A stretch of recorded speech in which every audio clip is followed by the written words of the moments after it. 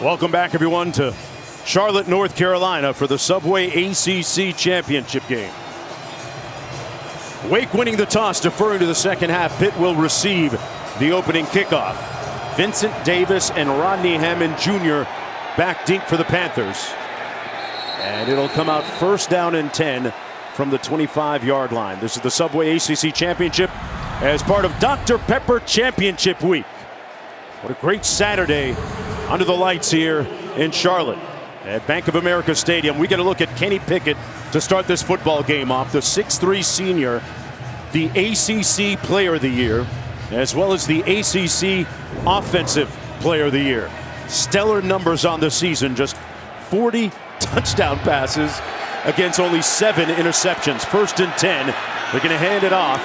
This is Davis out to the 30-yard line. Let's take a look at Robert's keys to the game. Robert. Yeah, we got no pressure, no diamonds, right? Both teams are trying to get fitted for a ring, but if they don't get pressure on the quarterback, they're not going to get that today. When we talk about where's Waldo, they got to find Jordan Addison on the field before every single play, because that's where the ball's normally going to go as they get a pass here to our gay Shocky Jock Louis.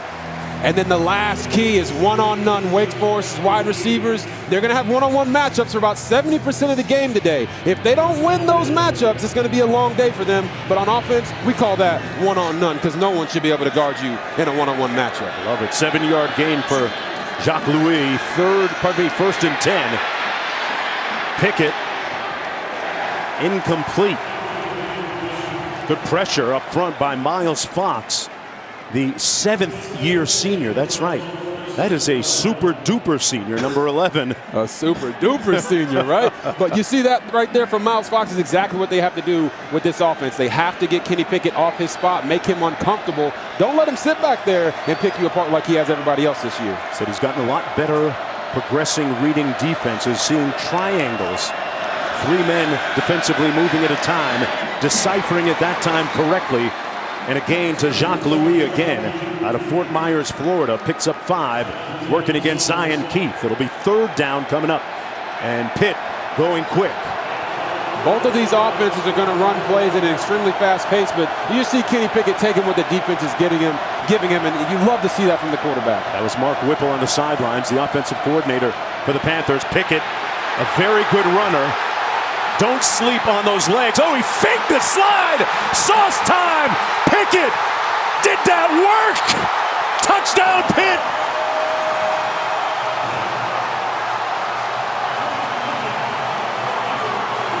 Oh, my goodness. Did you see that? Oh, I can't wait to show you that replay. Kenny Pickett. We talked about it earlier in the broadcast. His legs are very underappreciated, but right here, he gets out in a hurry, and then what's he do? He hits him with the fake slide and goes and hits him with the cha-cha, makes these guys understand that he can not only throw it, but he can run that bad boy too. What an electric beginning for the Panthers, scoring on their opening drive. A career-long 58-yard run for Pickett. His 5th rushing touchdown of the season, the 20th of his career. He can hurt those defenses in so many different ways, as you just saw a moment ago.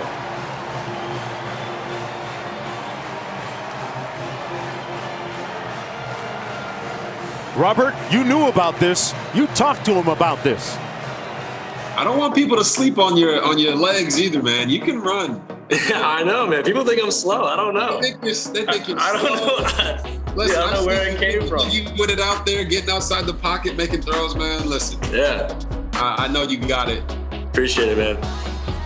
Yeah, he was big cheesing when you brought up running, right? Listen, everybody sees him throwing for 4,000 yards and the 40 touchdown passes, but this guy can run. And I don't think I've ever seen someone attempt a fake slide and realize in the middle of it, hey, I think I can score right here. Hey, listen, we got Dan Marino on the sidelines, a Pitt graduate. He has the fake spike. Now we have a fake slide. Let's take one more look at Pickett hitting him with the sauce right here. He's like, oh, I'm going to slide. Nope, gotcha. Oh, my Lord. Nick Anderson's like, I don't know if I've ever seen that before. But you said it, Mark Jones. Kenny Pickett just invented the fake slide. Mark Whipple said, you've been holding out on me, son. Offensive coordinator. Let's see what Sam Hartman does offensively for Wake Forest. 1st and 10 from their 25. Christian Beal-Smith, who's been nicked up the last couple of weeks, starting at tailback. Hartman gates it out quickly to the edge. That's Roberson. Jaquarii Roberson, one of those two tall, lanky receivers, Robert, that you alluded to a moment ago in winning their one-on-one battles, picks up 5. Yes, when you get these guys the ball in space, that's what they do best. But they're both 1,000-yard receivers, and it's going to be a tough matchup for Damari Mathis and Marquez Williams all day today. Hartman, quick out pattern, picks up the 1st down. This one goes to Taylor Moore, and that's going to be a roughing penalty against Williams.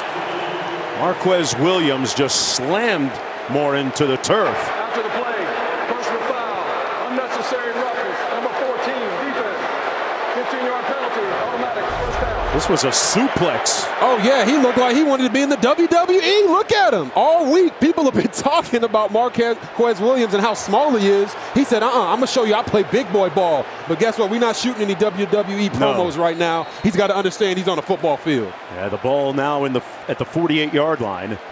Beal-Smith in the backfield. There's that pronounced mesh point handoff that we'll see quite frequently from Wake Forest as Beal-Smith takes it down to the 46-yard line. Robert, tell me about that style of offense they run with the mesh point. Yeah, the long mesh is really designed to draw the linebackers up and open up holes for the RPO game behind them, and you'll see that all day today. There it is again. Hartman pulls it out, takes a shot downfield, the post, and incomplete at the 10 for A.T. Perry. Had a good look and a good shot at it, just missed firing, so it'll be 3rd and 8. Yeah, you'll see it right here. This long mesh between the quarterback and the running back. They're just waiting to see what the defense is going to do, and Hartman just missed that ball down the field. A.T. Perry, or our guy Quint calls him push-off Perry. Hartman going to take off. Hey, if Pickett can run, so can I, is what he seems to say, and he picks up the 1st down. Hartman with 34 touchdown passes on the season against 10 interceptions, picks up 9. It's 1st down and 10 from the 37. Wake Forest also will play tempo offensively. Beal-Smith bouncing it out to the right, picks up about 2 on the play, brought down by Dennis. Now, both of these offenses will run tempo. They just do it a little bit differently. Pitt sometimes huddles Wake is to the line as fast as they can, and you're going to see a lot of anything you can do, I can do better between these two quarterbacks today. Hartman gets it out, completes it to the 24-yard line. That was Roberson, Jaquarii Roberson, 2nd team All ACC this past season. Has a great understanding, according to his coaches, of the offense. And that's Kalijah Cansey, shaken up. He's one of their best pass rushers up front, Robert. They can ill afford to have him on the sidelines for any prolonged amount of time. We're going to take a short break and come right back. It's Spee Week on ESPN as we continue Jim Valvano's fight against cancer. As you see right here, when the Pitt Panthers were coming into the stadium, Coach Narduzzi, he wasn't giving them handshakes, he was dapping them up. That's how loose he is right now, and I know he's feeling good after that Pickett run. I'll tell you, that pocket square game of Coach Narduzzi is fire too. Out of the backfield, the reception good. Down inside the 20 to the 17. Christian Beal-Smith, Robert, early returns showing us that he's moving pretty well here early in the game. He has. As you stated earlier, he missed a couple games in a stretch here for the past couple weeks, so it's good to have him back. 2nd and 4, gets it again. Made a couple guys miss, makes it down to the 12-yard line. And Wake Forest going tempo. They have been pretty efficient in the red zone this year. 6-yard gain that time. 91%, 10th in FBS. Hartman keeps it. Flag down. Hartman down just outside the 10-yard line. Cansey was taken off the field a moment ago. Their best pass rusher up front for Pitt. Personal foul, face mask, defense, acquisition to the goal, automatic, 1st down. That's going to make it 1st and goal for Wake Forest. I was going to say, you know, they tried the long mesh there, but it was meshed up. But Pitt's defense comes in and pulls on the face mask, gives them the new set of downs. See what you did there. From the 5-yard line. Justice Ellison in the backfield. Number 14, the freshman from Ashton, Virginia. Alongside Whiteheart, the tight end. Warren in motion. Little bootleg action. And Hartman, touchdown! Wide open. A.T. Perry with the catch.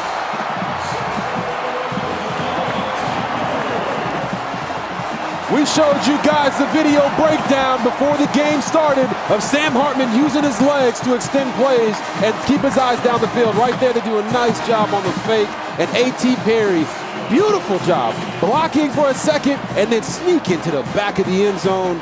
Sam Hartman says, Kenny Pickett, anything you can do, I can do better, whether it's with the arms or the legs. These guys are putting on a show right now. And 10:48 to go in the first quarter. It's going to be chuck and duck and sleep in the streets tonight. These two teams are two of the top scoring teams in college football. Perry with the catch. A.T. Perry.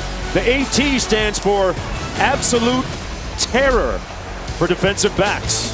Oh yeah, and you're not going to find one easier than this. Wide open tiptoe, buddy. We'll see when you get back.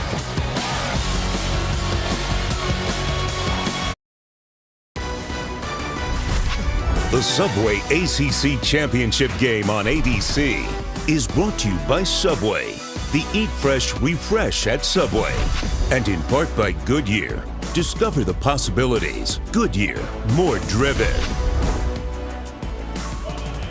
Those are the respective offensive coaching staffs applauding the touchdowns by the respective quarterbacks, but what I want to see is what the defensive coaches are doing. Exactly. They're taking some Tylenol right now. They're not happy right now, but I'm pretty sure one of those coaches in the pit booth said, did he just do a fake slide? Yeah. Oh, man, this is so much fun.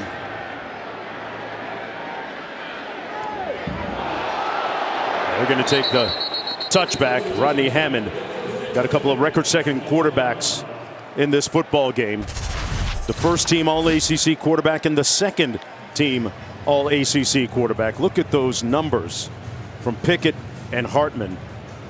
Yeah, these guys have been in the ACC for a very long time. As you see, the school records that they've set are tied. Dan Marino's a great guy to be tied with a record with, right? So understand that people have been seeing these two for a really long time, and for them to have an opportunity to be the first team not named Clemson in the last 6 years to be an ACC champion is phenomenal for both of these programs. Second possession of the football game for Pickett in offense. Surveys, fires behind his intended receiver. Incomplete. He tried to find Jared Wayne, who was working against the freshman Gavin Holmes. It'll be 2nd and 10. Quint, what's good down on the Pitt sideline? Well, I tell you, both of these schools brought a big contingent of fan. Wake sold over 20,000 tickets. These folks from Pennsylvania, though, they're here. They account for about 15 different sections. The intensity on the field is one thing. I tell you, these coaches, though, on the sideline, the cornermen, so to speak, as Kroll catches it over the middle for a nice gain of 14. The cornermen for both teams, kind of passive. They're not panicking because they know this is a 15-round fight. It's going to go late into the night. There's going to be haymakers all night. Now's not the time to lose it with all this offensive success. Yeah, great analogy, Q. And that's the way it's setting up right now. Tied at 7, just underway here in the first quarter. Pickett picks up the first down with that pass to Lucas Kroll. Out to the 43, 1st and 10. Pickett fires wide open over the middle again. This is Jared Wayne. Got a blocker in front of him, cuts back, and down to the 22-yard line.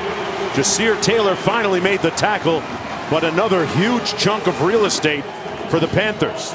Yes, anyone with a set of eyes can look down and see that Jordan Addison is one of the better receivers in the country, if not the best. But listen, Kenny Pickett, he went to Jared, and his name was Jared Wayne for a big gain right there. These other players on this offense really benefit from Jordan Addison opening things for them. Hammond motions out of the backfield, wide open, room service, ring it up, touchdown Panthers.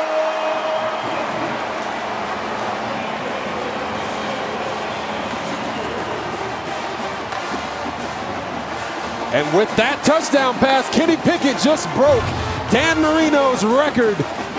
Wow, look at that. He just passed Dan Marino. Did we just say that out loud? That's incredible, man. I know Kenny Pickett in this offense and his coach Mark Whipple are very proud of that accomplishment. And it was a simple, very simple play where they used 2 end cuts to pick the linebacker that was guarding the running back for the touchdown. Did you say picked? Nah, what? Oh, shut your mouth. What? I mean, got in the way of. 14-7. Anytime you're on the same graphic with the great Dan Marino, you're in stellar company. One of the real luminaries of not just college football, but a Hall of Famer, the NFL Hall of Fame. And this was the pass that did it for Kenny Pickett. Sometimes as a quarterback, you just have to make the simple play, and Dan Marino likes it just like the rest of us.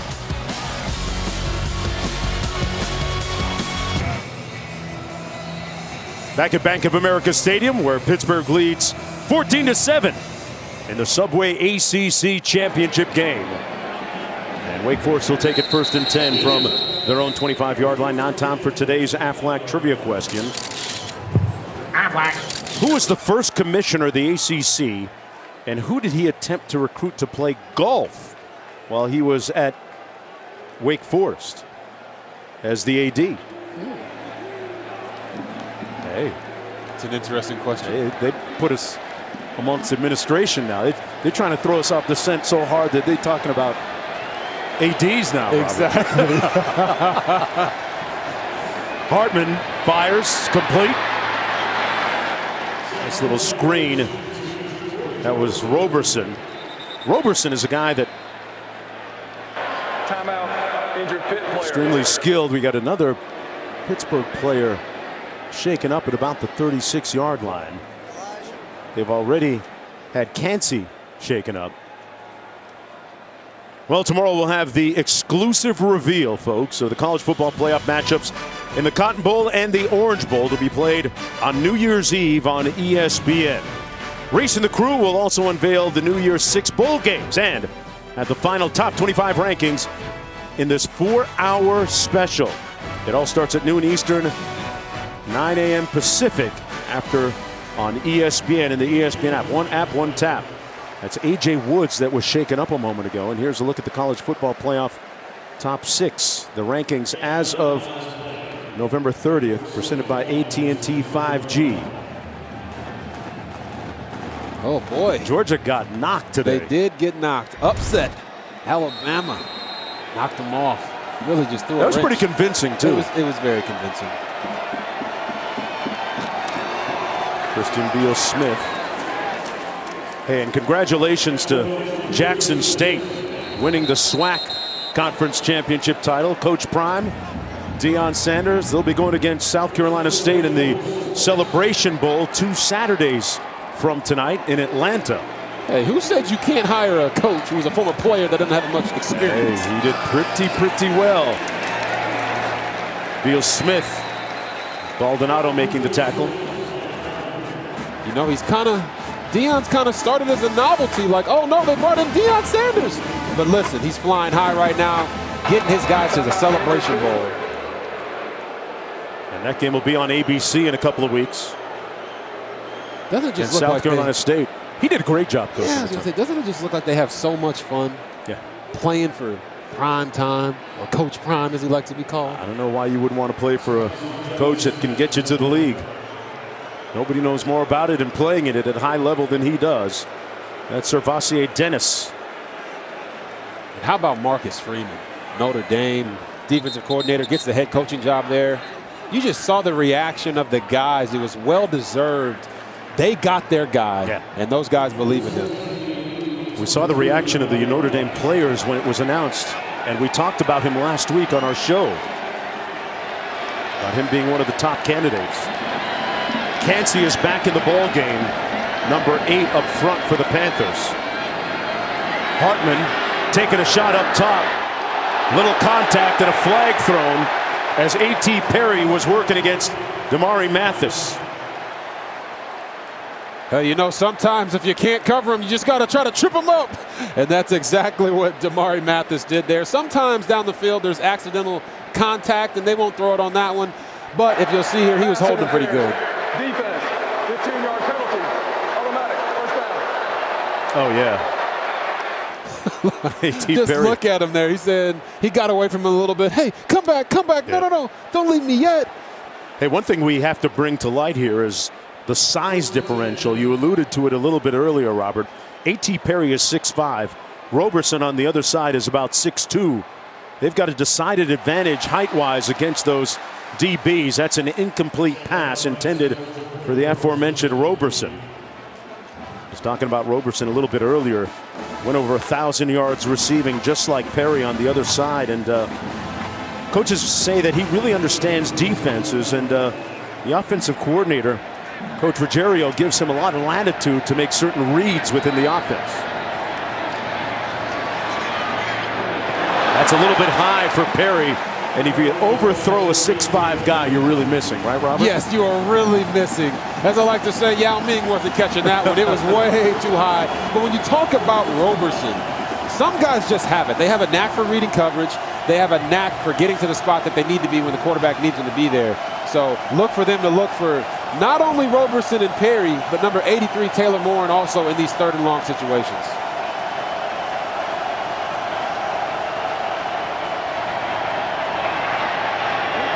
Hartman fires a strike, fighting, lunging. Looks like he got the first down. Perry.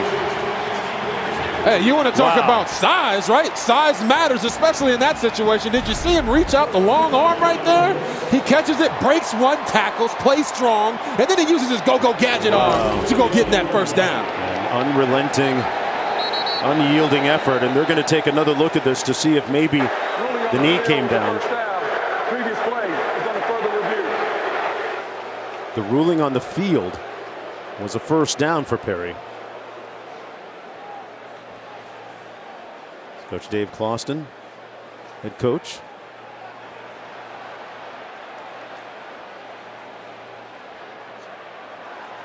Let's bring in Matt Austin right now to take another look at this. Matt, tell us what you think about this play and your interpretation of it. Well, this is a better view. Let's see what hits the ground first. It looked from that view like his hip might have hit the ground first. And it depends on where the ball is when that body part is down. So I don't know if we can go to a split screen and show from the upper view to show the first down line. But he's not going to get full benefit of the stretch because the ball is down right there. Well, great effort nonetheless by A.T. Perry. Thanks a lot, Matt. Play under review. What do you make of the way that Wake Forest has moved the football so far as we take one more look at a kind of a side angle here? Yeah, Wake Forest is just doing what they do, but right there, that looks like a first down to me regardless. The ball was still out, yeah. Yeah, he didn't get the full extension, right? He didn't need the full extension. But he didn't need it. It looks like either his hip or his elbow went down before the full stretch, but even then, it still looks like it was close enough to be a first down. Right. The ruling on the field. Okay, so the Demon Deacons move the chains. It'll be first down and 10. And right there when the elbow goes down is exactly where the ball is dead. But from the review, it still looked like he had enough to get the first down. From the 35. And Wake Forest, as we talked about, is doing what they do with the RPOs, and they're not just becoming one-dimensional and throwing every snap. Hartman given time, down the sideline, one-on-one. Incomplete. In and out of the arms. Mathis knocked it away from Perry. It went right back to Perry offensively. And that's a good matchup for Wake Forest. Unable to make the catch here, though. Yeah, you see right here, A.T. Perry, 6'5", trying to fend off the guy, but he just did a little too much. He's got to make that catch. If it hits your hands, you got to make sure it's a touchdown. 2nd and 10. Hartman going to take off himself. He'll get the first down, pushed out of bounds just inside the 25. And they move the sticks again. Picks up 11 on the play. Hartman represented Wake Forest at the prestigious Manning Passing Academy this past summer, where he actually spent a little time with Kenny Pickett, his counterpart tonight. Gets it out quickly, complete to Roberson, and he's brought down. Good tackle in the open field by Devonshire. M.J. Devonshire. It's those tackles in space as a defense. When you have these high-flying offenses, you have to make those plays because they want their speed in space. And right there, Devonshire made sure he wasn't going anywhere.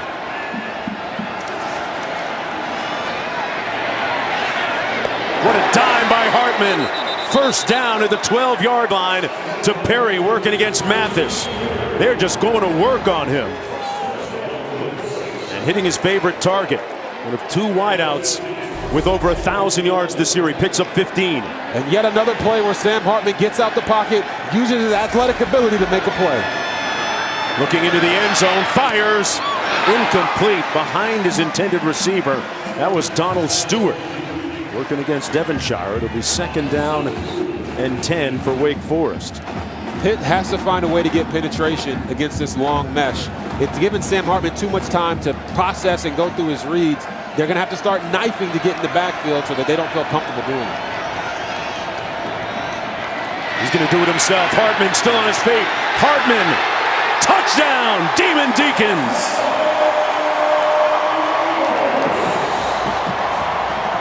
Got a great block up front from Devontae Gordon. Nice little escort into the end zone for his 11th rushing touchdown of the season. 11 rushing touchdowns for the Sam Hartman.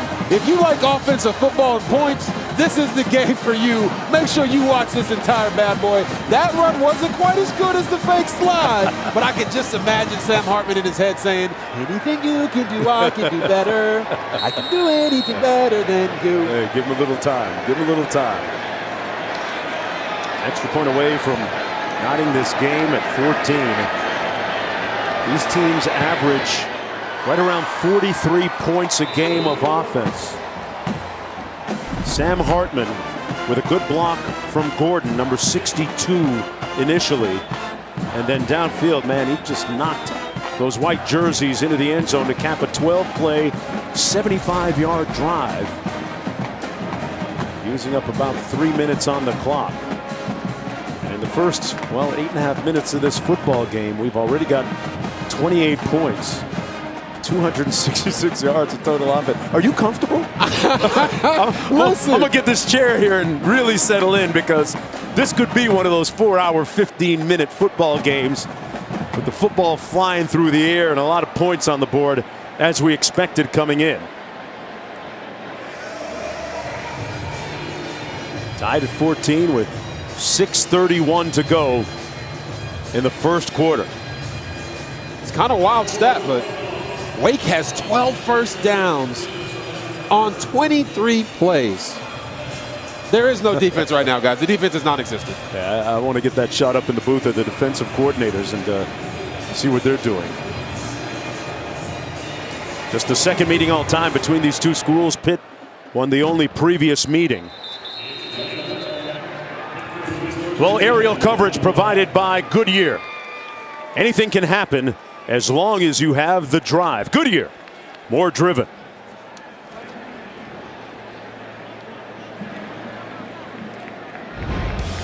Well, you talk about the points. We alluded to it a moment ago. Just tough to keep these two respective teams out of the end zone this year. Just points, points, more points. Wake Forest scored a lot of points in some of their close wins this year as well. Tied at 14. Down the sideline, caught by Addison for the first down. He was working against Smenda. Oh, Pickett came up a little bit slow there. Pickup of 19 on that pass. We said earlier in the broadcast that you got to get to the quarterback, get pressure on him, hit him, make him feel you as a defense. And it looks like Pickett might be limping a little bit after one of those hits. Vincent Davis in the backfield. Pickett walking over to the sideline, and the officials running in now to play clock still running. It's down to 2. They just get it off in time. And this is Davis, Vincent Davis, with a nice sprint over the right side. Luke Masterton making the tackle. Here's a look at the last play where Pickett was shaken up and got up slowly. Yeah, you see the hit there, and sometimes as a quarterback, it's not the hits that everyone thinks that hurt the most. It's the ones that look the most subtle. And I wonder what's going on with Pickett right there, but he's going to have to fight through it. Picked up 10 on that last completion. Over the middle man into a tight window for Jaden Bradley. Robert, he looks okay, although he seems to be wincing a little bit there as you look through the face mask and into the helmet a little bit. Yeah, he's wincing a little bit right there, but he said, hey, my guy, I'm good. I can still make these throws across the middle of the field. He just pinpoint accurate that one down the middle between coverage. This guy's incredible. Got 15 that time. Jordan Addison on the Biletnikoff watch list, a finalist. Move to the slot. Pickett goes the other way on the comeback. Incomplete, intended for Bradley. Let's take a look at how Pickett got up after that last play. Yeah, well, and this time it wasn't even a hit. It's just there's something wrong with his back, it appears. And then right here, he throws the pass, gets kind of nudged just a little bit.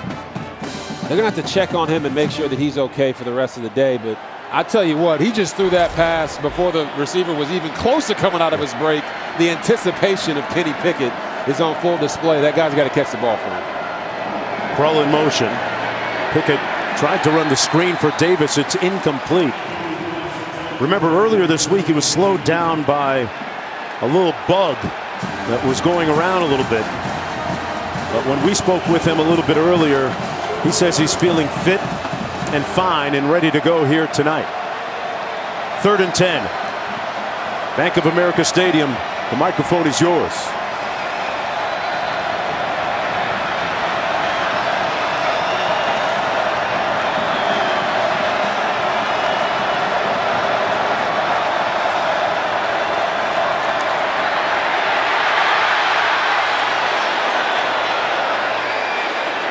Lots of linen on the field as Pickett scrambles out of bounds.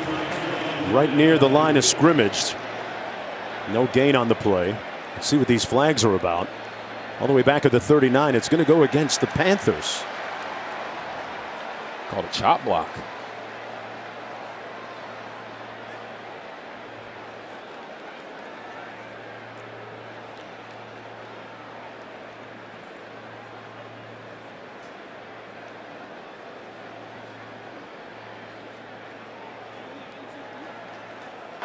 Personal foul, illegal block below the waist. Number 22, offense. Penalties decline. 4th down. That's going to go against Davis, the tailback. They called 22, Vincent Davis, for the illegal block below the waist. Sometimes they tell these backs, man, you just gotta you gotta stick your face in them. Obviously, do it the right way by the rules. Right. But right there, coming inside out, they got him for that penalty. So Sam Scarton's going to attempt a field goal from 49 yards out. His career long is 47. So this would be a career best for him. 16-19 on the year. Low line drive. He's going to miss it to the left. So Wake Forest gets the first stop, quote unquote, of this football game with 4:16 to go in the first quarter. That stop alone could be enough to win the game.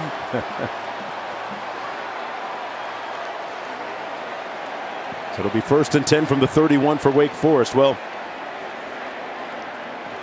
coming up this week on Sunday NFL Countdown, before the Ravens and Steelers renew their rivalry, Lamar Jackson goes one-on-one with Steve Young. Plus, Randy Moss sits down with Bucks Mike Evans and Chris Godwin. Kickoff for Sunday with countdown at a special time, 9 a.m. Eastern on ESPN before the college football playoff is revealed. That's Christian Turner in the backfield getting a couple of yards. 1 yard on the play. 2nd and 9 for Hartman. As a starter is an 18-year-old freshman. Hits it to Williams on the outside, and Williams picks up the first down. As you see these offenses continue to rack up plays, you're going to see guys rotating in left and right because it's a war of attrition today. You're going to see 3rd and 4th receivers getting catches, 3rd and 4th corners getting plays on defense. They come with a little pressure, Pittsburgh does. Hartman releases it, and incomplete. And a flag thrown as Morin was being covered by Hallett. I'm not sure that Morin had an opportunity to catch that because he himself was twisted up. He broke to his right. The pass came left.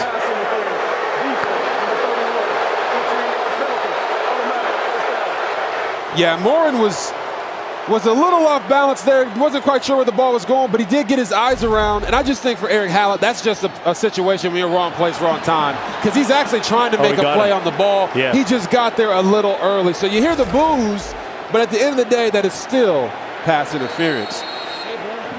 Pittsburgh with 4 penalties for 50 yards right now. Hartman hands it off to Turner. Christian Turner breaks a tackle and sprints for another first down at the 23. Turner averaging about 4 yards a carry on the season. Got 16 there. Warren Ruggiero right now is in his bag calling plays. As soon as Pitt brings blitz, he's running downhill runs. Hartman up top. Touchdown, Morin! Moore!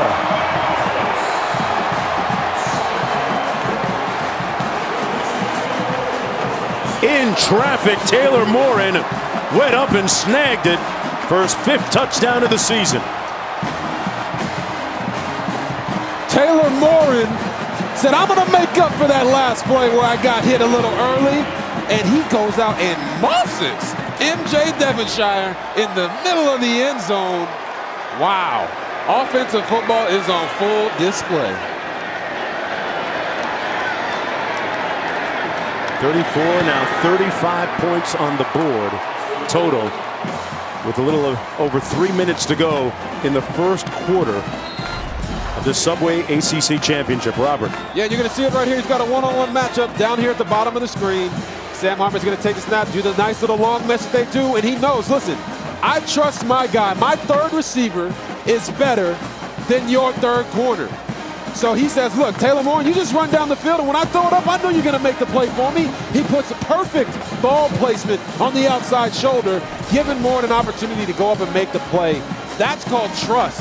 And it doesn't matter that Taylor Morin is only 5'10", probably about 5'9" or 5'8", like our guy Q down there. But listen, they give him a couple inches on the media guide. He plays bigger. And he played big right there. So does Q. 21-14 with 3:07 to go. And one of the questions that begs now is, what of the health of Kenny Pickett, who we saw look uncomfortable, seemed to be in a little bit of pain during that last drive. He just came out of the tent a moment ago. You know, offensive coordinator Mark Whipple said, it's not about them, it's about us. And Kenny Pickett is a big part of what they do on all sides of the ball because he gives everybody confidence when they step on the field. And you just hope he's able to still go. It'll be 1st and 10 for Pitt from the 25. Let's go back to Kevin in the studio.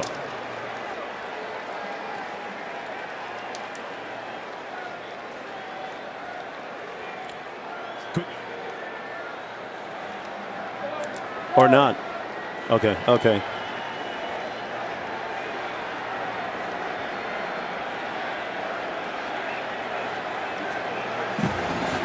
That show tomorrow is going to be hot when we find out the Final Four. Let's check in with Quint. Kenny Pickett back on the field after spending that entire possession in the medical tent. As Pitt runs a sweep here, it's Hammond. Pickett came back for this season, for this night, for this game, to win an ACC championship. He looks okay, and this will be key, his mobility, his ability to run the ball and take hits. As Mark Whipple, their offensive coordinator, told us this week that they expect to use Pickett a little more in the run game tonight. And they certainly did on that opening drive when he scored that touchdown. Fires a strike to his tight end, Bartholomew, who comes up a little bit short of the first down by a couple of yards. Brought down by Zion Keith. With about 2.5 minutes to go in the first quarter, a 7-yard pickup. You know, last week, Kenny Pickett really used his tight ends, Bartholomew and other guys, a lot, throwing them the ball 11 times. So that's also a big part of their offense. High snap, and Pickett safely falls on it back at the 35. Kenny Pickett realizes how you must play this game of football. Here's what he had to say. There's only one way this game can be played. It's not for nice guys. It's a violent sport. You just have to have that edge. And he's had it all year. And he's had to, well, put up with a little bit of a hit right now, a little bit of discomfort. We don't know how much. Loss of 8 on that previous play. Blitz coming. Pickett got away from the first guy, but not the second. He's sacked at the 23 by Luigi Villain and Luke Masterton. That's Wake's 33rd sack of the season. Luigi Villain, relentless pursuit of the quarterback. Whenever you have two high-level players like Kenny Pickett and Sam Hartman slinging the rock in the backfield, you have to get pressure on the quarterback, make them uncomfortable. Kenny Pickett made the first guy miss, but Luigi Villain said, not this time, buddy. Villain from Ottawa. Ball start, number 22, offense, 5-yard penalty, still 4th down. Well, that's going to go against Davis. There's Whipple speaking with Pickett on that Pittsburgh sidelines. Clock running as we approach a minute to go in this high-scoring first quarter. You said Luigi Villain's from Ottawa? Ottawa, Canada. I know somebody else that's from Canada. Yeah, about 4 hours drive east of Toronto. Start up on the North Shore, Lake Ontario. Got some ballos up there. Another minute to go from the 41. Taylor Morin, who caught that touchdown pass a moment ago, feels that 42-yard punt. And Pickett is going to go back in that tent. And under a shroud of secrecy and cover, he'll be attended to by that athletic training staff with 41 seconds to go. 1st and 10 for Wake Forest at the 41. It's been fun to watch this Demon Deacon team. We saw them earlier this year, Robert, against Florida State. To see them get off to a great start, winning their first 8 games of the season. Ellison on the run. Going to pick up about 3.5. Baldonado making the tackle. And you know, Dave Clawson has talked all year about them taking the next step, right? I think 8-0 is taking the next step. I also think that them being here in this ACC championship game is taking the next step, but they're not just satisfied to be here or happy to be here. They're here to win. 2nd and 7. Hartman taking a shot on the post. Got a man! And off the mark for Morin just by an inch or two. He's going to work against Marquez Williams. It'll be 3rd down and 7. Oh, it was so close right there for Sam Hartman. They run the long mesh. They occupy the safety with the out route by the inside receiver and run a post over the top. Taylor Morin wide open. Sam Hartman, you have to hit that one right there. That was his shot. 4 receivers, a little motion up front. This might be a free one, but they're going to blow it dead.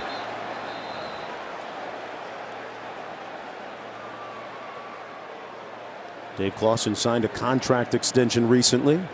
He's taken his team to 5 consecutive bowl games. To the snap. Ball start. Number 9. Offense. 5-yard penalty. Still 3rd down. Talking about Clawson, he's done a great job coaching this squad. They've won so many close games this year.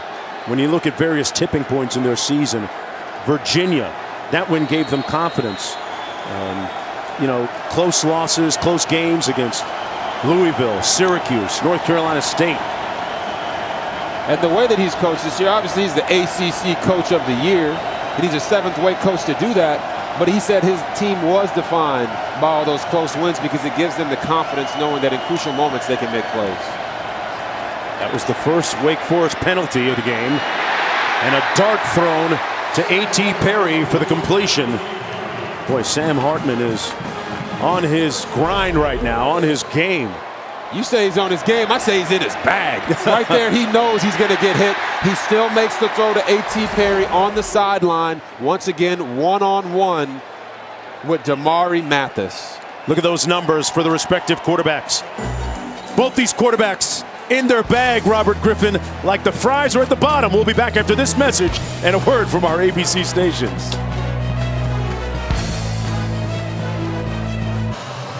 Now we're going to take you back here to the touchdown from Kenny Pickett a couple possessions ago.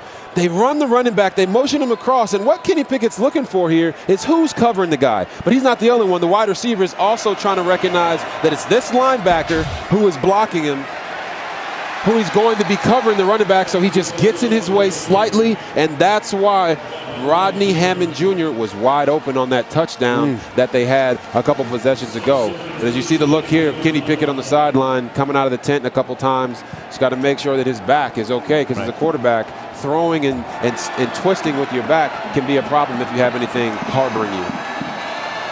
2nd and 13. Hartman with time. Incomplete off the hands of his receiver, A.T. Perry. You don't see him drop it much. It was batted away by Mathis, who seemed to get a hand in there and knock it out. So it'll be 3rd and long for the Demon Deacons. Well, this is exactly where Pitt wants them to be, and Damari Mathis did a nice job playing through the ball there to get it out. They send a blitz. Hartman fires. Picked off by Williams. And there is the game's first turnover. Marquez Williams with the interception for the Panthers. Sam Hartman trying to play with a little anticipation, getting the ball to Taylor Morin, and Marquez Williams just happened to be the right guy in the right place. And you see it right there. Yep, it looks like he got those elbows together to keep the ball from hitting the ground. He recognized the ball being thrown. Morin was not out of his break yet.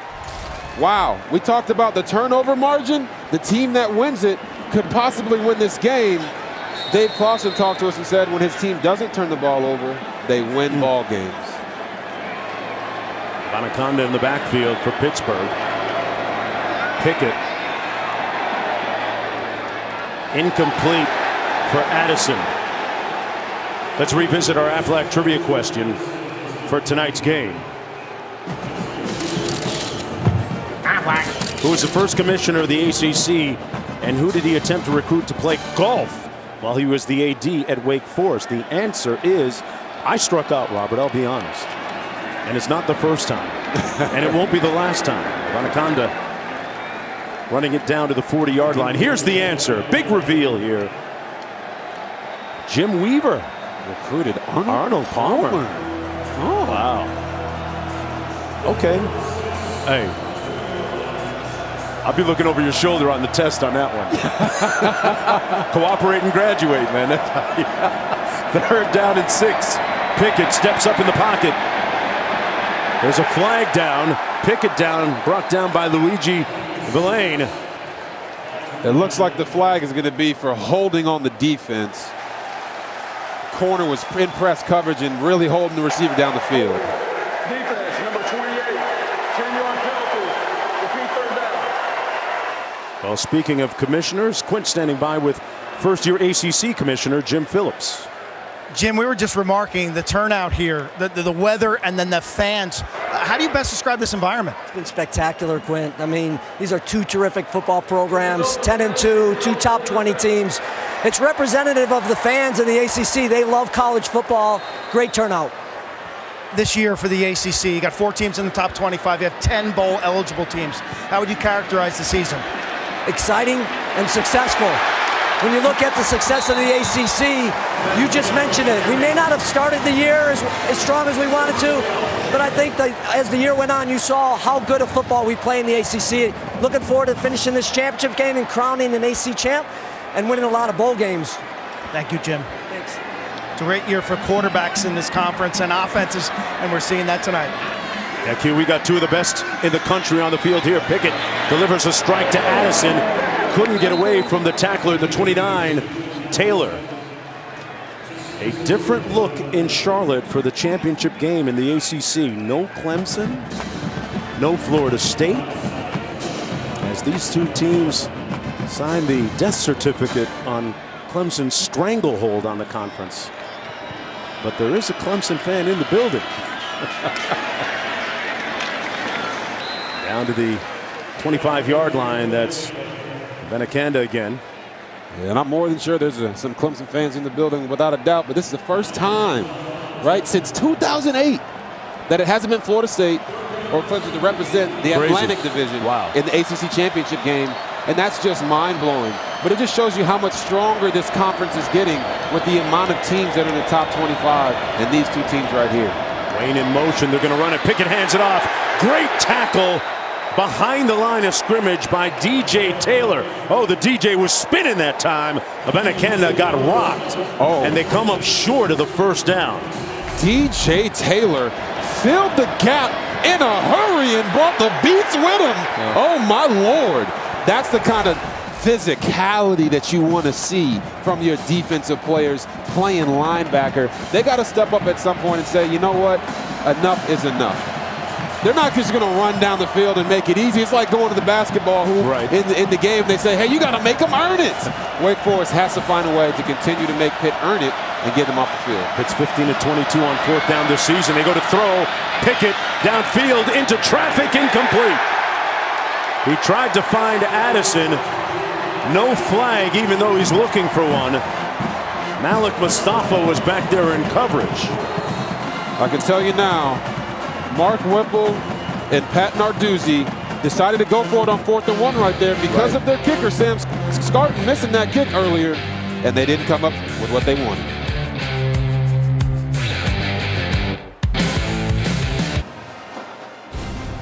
Welcome back, everyone. Monday Night Football hits to Orchard Park for just the second time since 2008. Mac Jones and the Patriots taking on Josh Allen and the Bills. 8 Eastern, 5 Pacific on ESPN, ESPN Deportes, and the ESPN app. Hartman brought down. Looked like there might have been a hand in the face mask, but there wasn't. Deion Hayes making the tackle. That was the type of penetration that Pitt needs to get to shut down this offense, but I'm not going to let those ugly sweaters that were just on the screen go by the wayside. Listen, people, wear them. Those two were two of the ugliest I've ever seen. Ugly Christmas sweater season is in. Loss of 3 on that sack. Hartman brought down at the 30. There's a flag down at about the 24-yard line. And another thing people need to watch is that Sam Hartman can't be holding on to the ball so long in the pocket. Look, one hand on the ball, it's so loose. Holding. Number 79, offense, 10-yard penalty. That was dangerous. Very dangerous. It's a very dangerous thing, and we're talked about that early on in our careers. 2 hands on the ball in the pocket. When you let it fly out like that, you never know what can happen, and he's already thrown an interception today. He's got to make sure that they get back on the right side of the turnover margin. They're the #1 team in the conference in that area. They don't want to keep giving the ball over to Pitt and keep them in this game or give them an opportunity to take it over.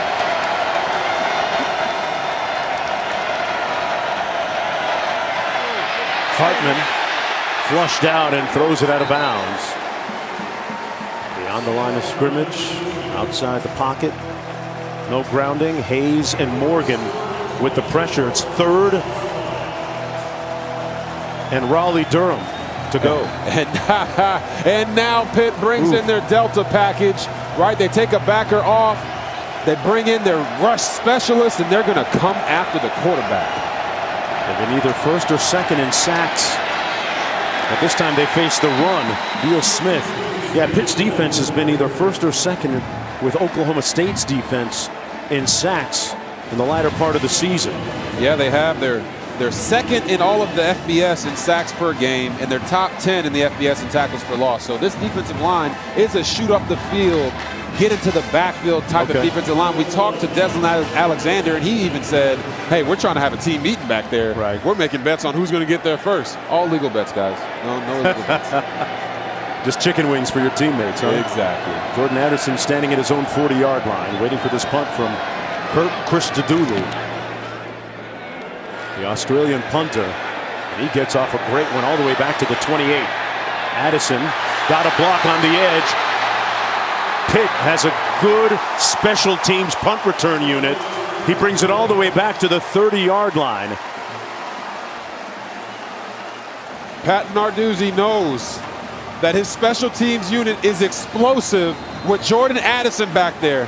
Why would you kick the ball to this guy? Now they've got a spark and some momentum. When we get back, you'll see it.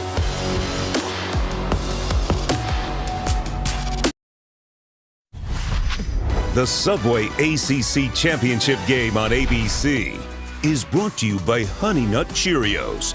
Good goes round. In 1953, Henry Model T Ford, boy, what a great nickname, became Pitt's first black quarterback. And in 1956, the Panthers' Bob Greer made national headlines, becoming the first black student athlete to play in the Sugar Bowl against Georgia Tech. Look at those headlines. For more stories like this, log on to theundefeated.com. Always much respect, much love to the pioneers like that who had to fight through a lot of segregation back in that time. Davis on the run, sometimes not being able to stay with their teammates in the same hotel, eat at the same restaurants. So much love and prayers to them. Yeah, the way I look at it is without no Model T, there is no me. So thankful to him for breaking that color barrier for guys like myself to go play. Wayne on the double pass to the tight end, Krull. We've seen that play before. Jared Wayne has thrown it a couple of times this year. And Mark Whipple, the offensive coordinator, picks up 19. A little trickery there, Rob. Mark Whipple let us know that he was going to bring all the tricks out the bag. And you see it right here. Hey, Jared Wayne, just back up a little bit and drop a dime to the tight end. They're doing it all. They want to win this game badly, so they're going to dig in that bag as deep as they can. Pick it into the end zone. Dropped, incomplete, knocked away by Gavin Holmes at the last moment. He went back to Jared Wayne. It'll be 2nd and goal. Pitt trying to go in for the tie here. Yes, you can't go back to Jared that many times, right? So Gavin Holmes, when we talked to defensive coordinator Lyle Hemphill, he said Gavin Holmes is a player. He's got a cast on his arm, and he doesn't care. He's going to lock up whoever he guards on every single snap. Davis brought down at about the 10-yard line by Jasheen Davis of Wake Forest. Davis playing with a heavy heart. You see him on your screen right there. Lost his mother a little bit earlier this year. Defense, number 24. Half the distance to the goal. Still 2nd down. Penalty goes against Wake Forest, and Davis, a native of Georgia, playing with a heavy heart. Had to fight through some issues as a result of that, but back on the field and playing well. And of course, we heard you talk about Hartman and his mental health. How important that is for these players. 2nd and goal coming up. Addison motioning to the bottom of your screen. Pickett fires his way, coming in hot, incomplete. Woo. That one had some smoke on it, Robert Griffin. Yeah, I think I can still see the smoke right now. Kenny Pickett tried to destroy this guy's hands. Right here, he sees what he wants, he's got it, but he might have thrown that one a little too hard. Jordan Addison was open on the one-step slant. Just too hot for him to handle.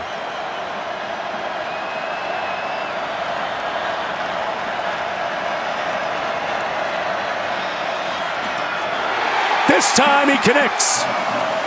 Jared Wayne went back to Jared. And we're an extra point from being tied. Looks like Kenny Pickett decided to take a little bit off this time on that throw, but they went at Gavin Holmes 3 times in a row, and the 3rd time was the charm. Kenny Pickett finds his guy. Jared Wayne does a nice job stacking the corner, sticking his foot in the ground, and crossing face like you're supposed to on the skinny post. And Kenny Pickett punched that ticket for 6. Big time. Pickett now with the most touchdown passes in a single season in the ACC. Continuing to rewrite the record book. And you see right here. With the Kung Fu Kid, right? Hey, Jared Wayne said, "Wah! Let's go, baby."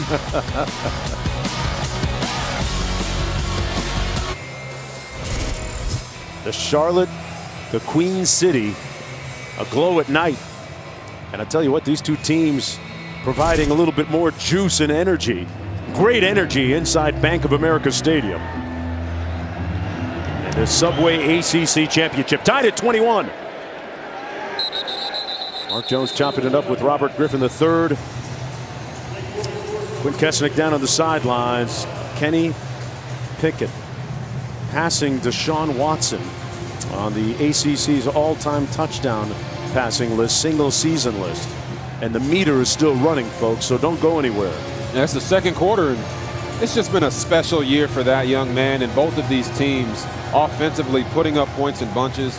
And offensive coordinator Mark Whipple just said, listen, don't make it bigger than it is. Go out and execute. Hartman hands it off. Nice run by Turner. Turner got about 8 on the play, came into the game with 429 yards rushing. They've done it mostly by committee running the football this year at Wake Forest. Gets the call again, and Turner going to be stopped up a little bit short of the first down. Remember, neither of these teams were picked by the prognosticators to finish near the top. Wake Forest projected 5th in the Atlantic, Pittsburg 4th in the Coastal, yet here they are. And keep in mind, Wake Forest is the smallest Power 5 school by enrollment in the entire country. And that's exactly why you play the games on the field, not on paper.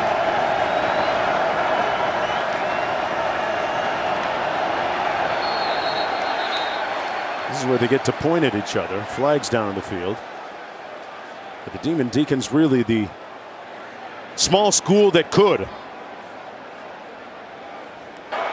False start. Offense, number 50. 5-yard penalty. Still third down. You know, I spoke with Chris Paul, graduate of Wake Forest University, about the success of this football team, and he looked at me and smiled and said, you know, Mark, Wake Forest is a football school. It's a football school. But right there on that flag with Zach Tom, he just went a little too late. The defender was in the neutral zone, and if you go right there and point at him, they'll give you that as an offsides, neutral zone infraction. But because the guy got back and then he decided to go and point the finger, refs ain't playing that, man. Okay. From the 29. And Pitt going to call one of its 3 remaining timeouts with 7:02 to go in the first half. 42 points on the board. Back after this. And ran before from him. Hartman at quarterback. Both quarterbacks have thrown for a couple of touchdowns and rushed for another already in this football game with 7:02 to go in the first half. Little backside pressure. Hartman swallowed, swarmed, and sacked at the 19 by Servassier Dennis. Servassier Dennis, they bring in that Delta package and unleash the Wolves, or should I say Panthers, on Sam Hartman and Wake Forest. He's sitting over the center, and what does he do? He stays patient. He runs a little twist game around, and as soon as Hartman tries to break the pocket and extend plays like we showed you on the plays earlier in the broadcast, he's right there to make the tackle. Beautiful game plan by Randy Bates, shutting down the Wake Forest offense right there. 3rd sack of the season for Servassier Dennis. Here's the punt from Ivan Mora. They kick it away wisely. Kick it away from Addison this time. Remember last time he had that 40-yard punt return. Well, aerial coverage provided by Goodyear, making the plays that move you forward. Goodyear, more driven. Boy, the Queen City really popping tonight. Oh, yes, it is. Bank of America. It was great walking downtown on Martin Luther King Street and 3rd Street and mingling amongst the Pitt fans, the Wake Forest fans, getting their thoughts and their predictions and ideas, and a fantastic atmosphere here in Charlotte this week. Did you go out uptown last night? Yes, I did. Okay. Cut some of the Pitt pep rally. Okay. You know, I'm a friend of college football, Rob. Listen, we dive fully in, full immersion. 6:13. Addison on the jet sweep. Tried to get north-south, picks up about 5 yards on the play as we approach 6 minutes to go here in the first half. Zion Keith making the tackle on the play. You know, Addison does a great job, not just on the football field, off the football field too. He has a name, image, and likeness deal which provides tickets for underserved children, bringing them to different cultural and sporting events. Pickett out of the backfield hits his receiver, Abanikanda. Brought down by Masterton. But you love to see what the name, image, and likeness has done across the country. This young man in particular, enriching his community in so many different ways because of it. It's funny how the world didn't come to an end when players started getting a little bit of cash in their pockets. And it's not just about making catches and catching touchdowns. It's about how you impact the world in a better way. And Jordan Addison is doing that very, very high level. 3rd and 8, blitz coming. Pickett had it knocked away. It's on the ground, recovered by the Panthers. Luigi Villain knocked it out of his hands. Anderson was in the vicinity too. It'll be 4th down coming up for Pitt. Luigi Villain, man, he is getting after the quarterback, and Wake Forest said, guess what? You might have your Delta package, but we got a package of our own. And he just goes in and swipes the ball right out of Kenny Pickett's hands.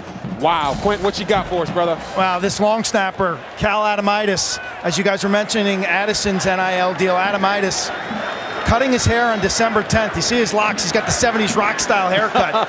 He has raised over $112,000. He'll have his haircut next week on December 10th at Heinz Field.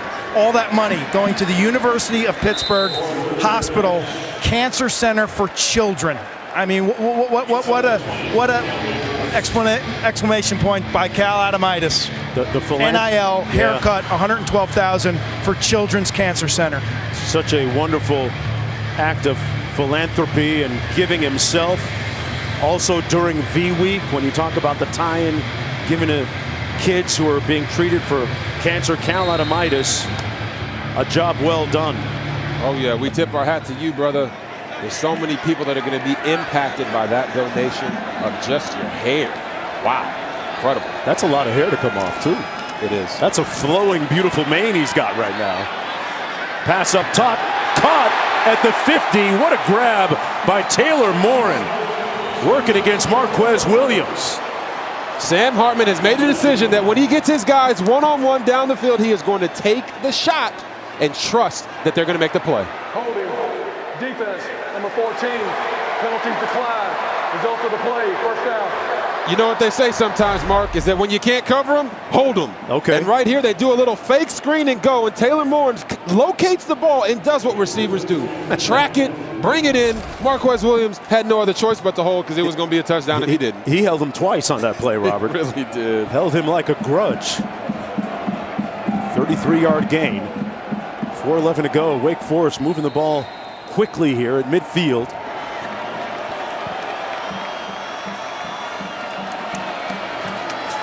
Hartman gets it out. Pass complete to Roberson. Well, the Dr. Pepper tuition giveaway is coming up, folks. Stay tuned to watch 2 deserving students compete for a life-changing grand prize of $100,000 in tuition from Dr. Pepper. Is that tax-free? Hey, the best nation in the world is a donation. Up top, Roberson couldn't get to it, trying to get him behind Hallett. And it's incomplete, setting up a 3rd down and 5. Hallett having a little discussion with that official on the sidelines. This Pitt defense, they like to put 8 guys in the box, one-on-one coverage.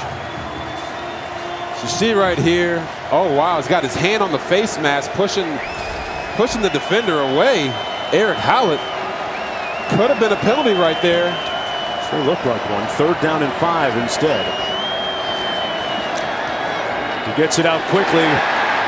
Perry makes the catch, and he'll get the 1st down at the 37-yard line. Man, right now Wake Forest is not only making the routine plays, they're making the tough plays. And I think that's why they're being able to sustain these drives. If they can maybe hit that 1-2 punch over the top with a post with the safety coming down on a basic, whew, we could be in for a doozy all night long. Yeah, Perry with his 5th catch.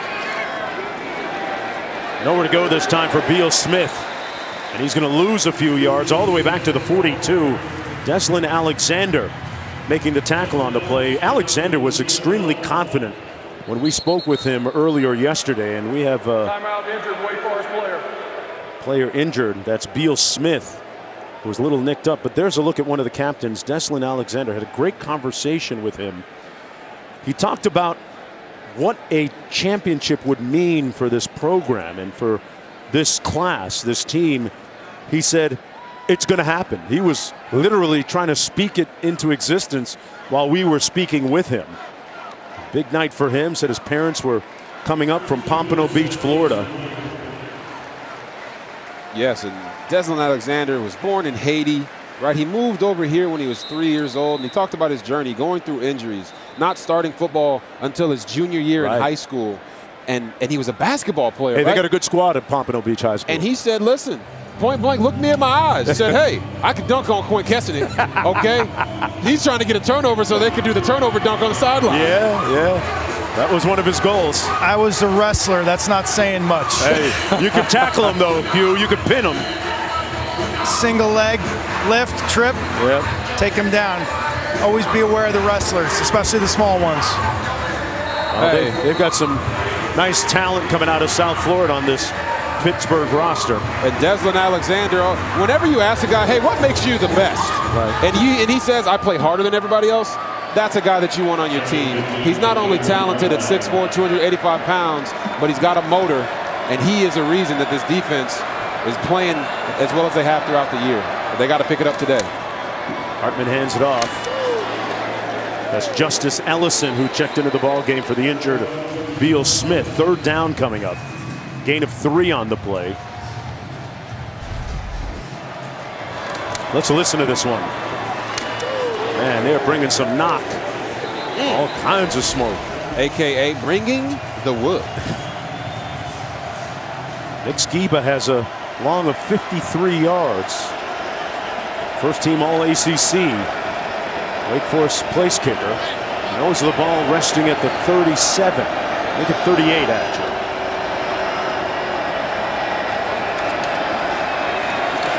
Hartman going to be sacked, and that's going to take them out of potential field goal range. Servassier. Pour another shot at Servassier. I was about to say, Servassier Dennis, I mean, sounds like a fine wine. And he is looking fine out there right now, making plays, getting to the quarterback. These are the stops, right, that we talked about. When you're on offense and you're clicking, it's 21-21. The defense has to step up in crucial situations. And right here, he just gets skinny right there between the tackle and the guard and lets them know, hey, see y'all later. That 2 could stand for 2nd team All ACC as well. Dennis, a native of Syracuse, New York. Clock running with 1:04 to go, and Clausen calling timeout now for the Demon Deacons.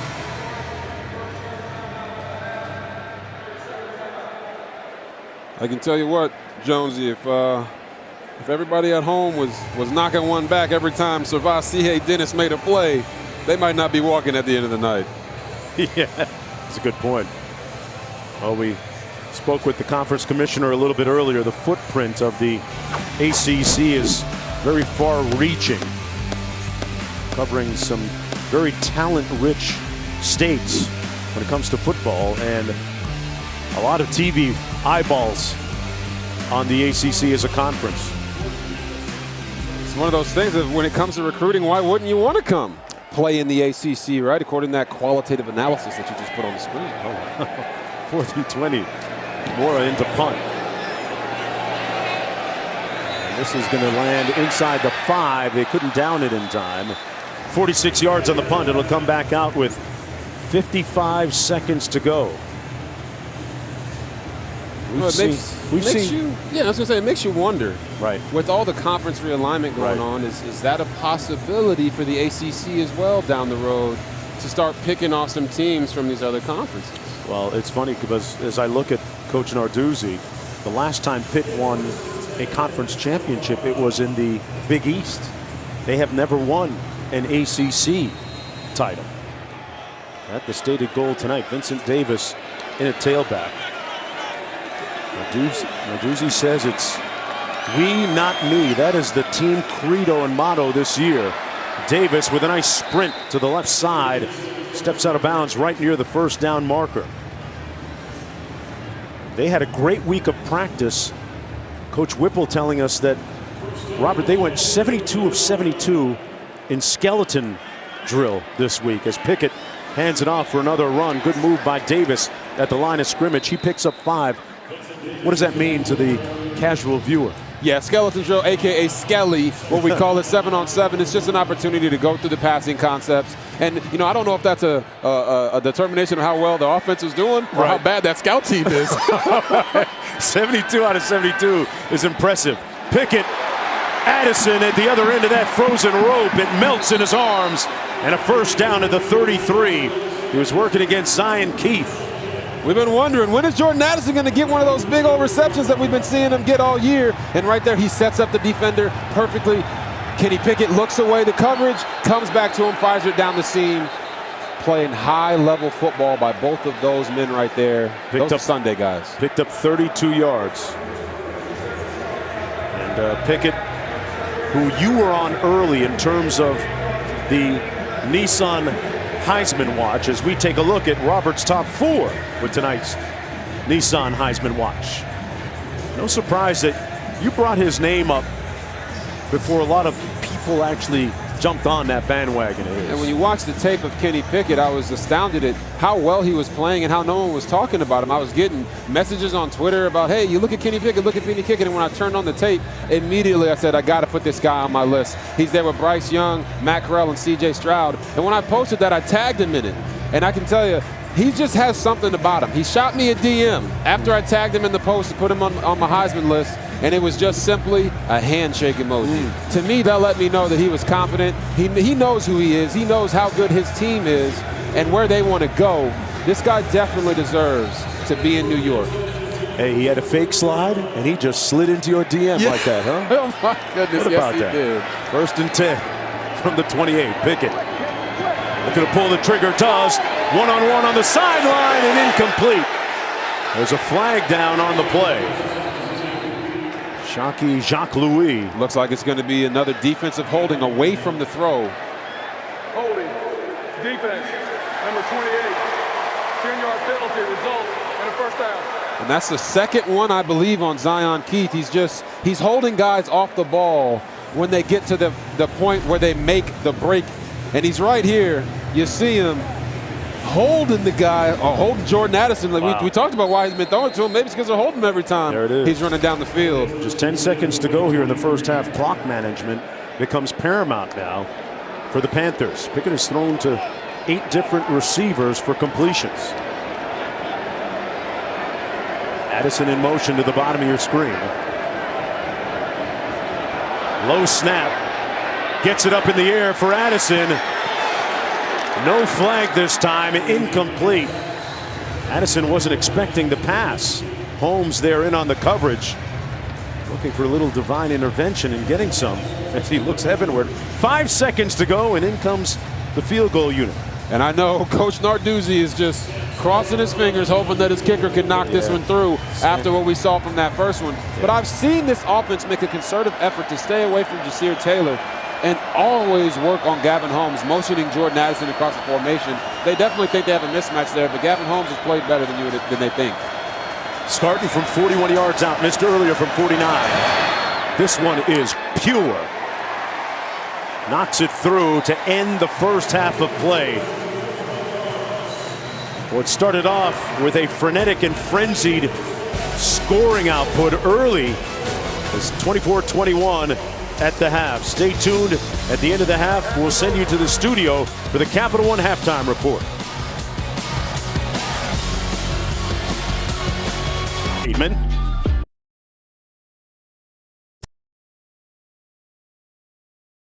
Welcome back to Dr. Pepper Championship Week.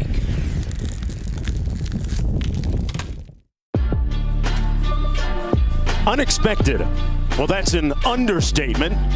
2 unlikely teams, undervalued, The slide. Sauce time. underrated, Did you see that? and overlooked. That sound you hear is the refrain of "we hear." You understand?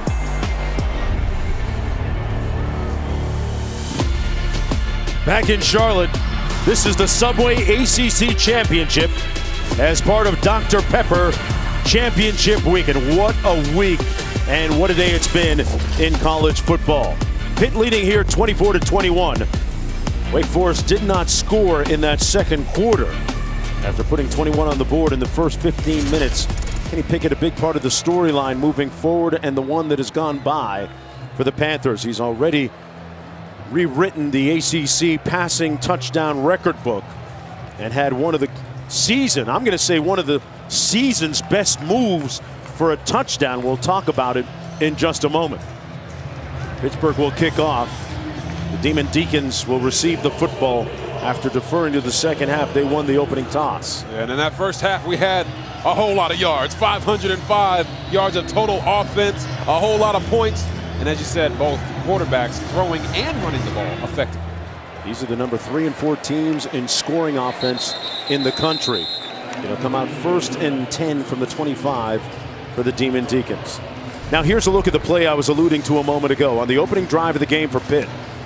Pickett fakes the slide right there and then continues. You see the defender, number 45 right there for Wake Forest, pull up and stop. And as we bring in our official supervisor, Matt Austin, Matt, what do you make of that play and the deception by Pickett? Well, I really wish the officials on the field had shut it down at this point, because he's really abusing the play or the safety that he gets from sliding by faking it. A couple of people checked up. Number 6 at the bottom of the screen, he also slowed up also. He certainly could have hit him, but he slowed up when he saw the action. I do think in the future this will be an emphasis on shutting this type of play down. Yeah, by allowing the quarterback that kind of latitude to fake a slide, now you put the defense seemingly in an unwinnable situation, because if you hit him on a slide, then you're penalized 15 yards. If you don't, he runs for a touchdown run. Yeah, it's just abusing the rules. Look, defenders are already at a disadvantage with all these rules, making them have to almost protect the offensive guys already. But you can't fake a knee. You can't fake the slide. Although it was a spectacular play, right there he's using his protection against the defense, and that can't happen. 3rd and 2 for Hartman, and he converts on 3rd down. Roberson with the catch, picks up 4 to move the chains.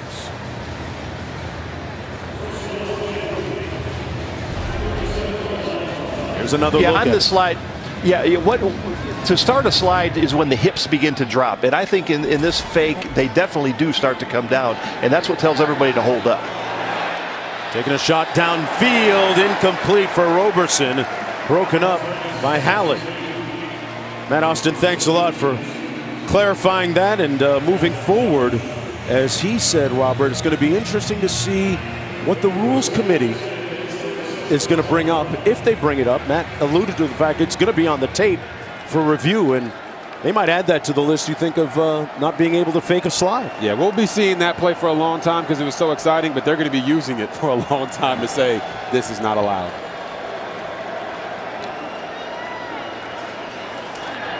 Hartman incomplete. Let's go down to Quint. A lot of what Wake Forest does is proprietary on offense. And so Pat Narduzzi, as I was walking off of them towards halftime, said, I'm a lot more comfortable with how we played in the second quarter defensively than the first. You know, Wake, they run the RPOs, the long, slow mesh. It's really triple option football out of sexy formations. And this is the other key. Narduzzi told me, getting their sea legs against the intricate Wake Forest offense and then winning those battles on the outside. He puts his corners on an island like nobody. I mean, it's Gilligan's Island every single play, and those corners got to keep winning those battles in space. Well, we were hoping that Darrelle Revis was going to show up today. Yeah. And he knows a thing or two about putting guys on an island, former Pitt star and NFL star as well at cornerback. Yes, he does. And it's one of those things on defense, if you have a bad play, it can end up being a touchdown. On offense, it might just be 2nd and 10. These DBs are constantly going to have to be clearing their mind when they don't make the play because they're going to be challenged all night.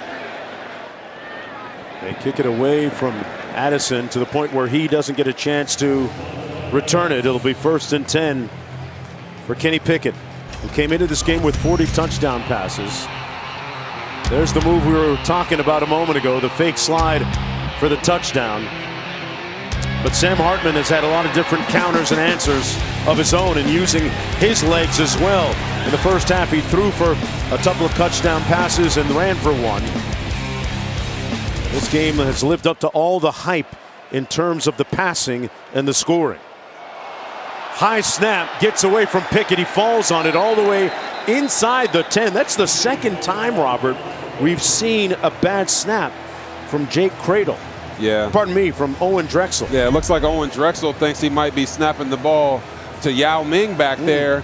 But listen, Kenny Pickett's got a back that's bothering him a little bit, and he snapped the ball over his head twice. At some point, he's got to tell Drexel, listen, man, This ain't basketball. I need you to hit me right between the numbers so I can go out there and execute the game plan. Now they're back there at 2nd and 26. Look for a screen or something because there's not very many play calls for this down and distance. They're going to run it with Vincent Davis over the left side over Carter Warren. The big offensive tackle, Jasheen Davis, makes the tackle for Wake Forest. It'll be 3rd down and long for Kenny Pickett. Tough spot deep in your own territory. What do you think in terms of a play call here? Is it the obvious Addison look? Well, Addison is the guy that they always want to throw the ball to, but on 3rd and a mile. Almost a high snap again. Hey, Addison answers the call, but a little bit short of that 1st down by about 1.5 yards. And Addison is getting up slowly here for the Panthers. That would be a big loss for the Panthers. As you called it, Mark Jones, Addison time. It's Addison time on 1st down, yeah. 2nd down, 3rd down, 4th. And if they had 5 downs, they'd throw it to him on that one as well. He's a dynamic wide receiver. Kenny Pickett trusts him. And who else would you throw the ball to on 3rd and forever to give yourself an opportunity? That shows you the confidence that Mark Whipple not only has in his quarterback, but his offensive line and his playmakers to go make a play. Good to see Addison get up and walk off the field. It's interesting. I said earlier that he's a finalist for the Biletnikoff Award. When it was announced earlier in the week, one of the coaches walked in and gave the receivers room and the receiving coaches the word, and Addison looked over and just kept watching film. Wasn't moved at all by the accolade or being a finalist for the award. He's all about handling his business and his work. It's a byproduct of hard work, a byproduct of the preparation that they put in. They're not surprised that they're up for the Heisman or the Biletnikoff or whatever it may be. Listen, if they had to live in a house based off of the work they put in the offseason, they feel very, very strong about that foundation. And I don't know if everybody in the country can say that about their own hard work, but we all got to work towards that. Chris Tadulu's punt comes down at the 27-yard line. It'll be 1st and 10 from there. And Wake Forest, you got to love the story of this program and Coach Clausen, the ACC Coach of the Year this year. Their intent was to go from good to great. I would say check in that department, Robert. Oh, in spades. They've gone from good to great. Listen, they're here. They're not happy to just be here. They want to win this game, and they're showing themselves really great on the field, and Sam Hartman's a big part of that. He's got to keep making good decisions. Hands it off to Turner, and as for Clausen, the recipient of a contract extension in this day and age, Robert, where coaches are very transient, very itinerant in their travels, quick to pick up and move, as we saw with Brian Kelly earlier this week. It's great to see Clausen stay and finish the work where he is at Wake Forest in his 8th season, looking forward to many more successful ones. Yes, Dave Clausen, he stressed to us that everyone wants to say, well, they've got 7 super seniors, right? So that's why they're so good, and they're an old team. And he said, listen, we have 54 freshmen on scholarship. They're not just good because of their super seniors and the guys that they've had come back from last year. They have the ability to have long-term success, and that's why he signed that extension. 3rd and 2. Hartman completes it for the 1st down. Good catch by Roberson. Q has more on Clausen and Wake Forest. Yeah, he has patented the blueprint in terms of recruiting, the right fit, the retention, and the development. This is a roster that's got tons of 3-star players getting 5-star production, whether they're an inch too short, a tick too slow, can't make the big play, and here we go. Hartman's deep, but this program, and because of that, they operate with such a chip on their shoulder, Mark. Yeah, they're underdogs in everything they do, and they love that. They love that. They're the little train, the little engine that could. That's Damari Mathis down in the field. Pittsburgh cornerback in on the coverage on the play. We're going to take a short break. Be right back after this.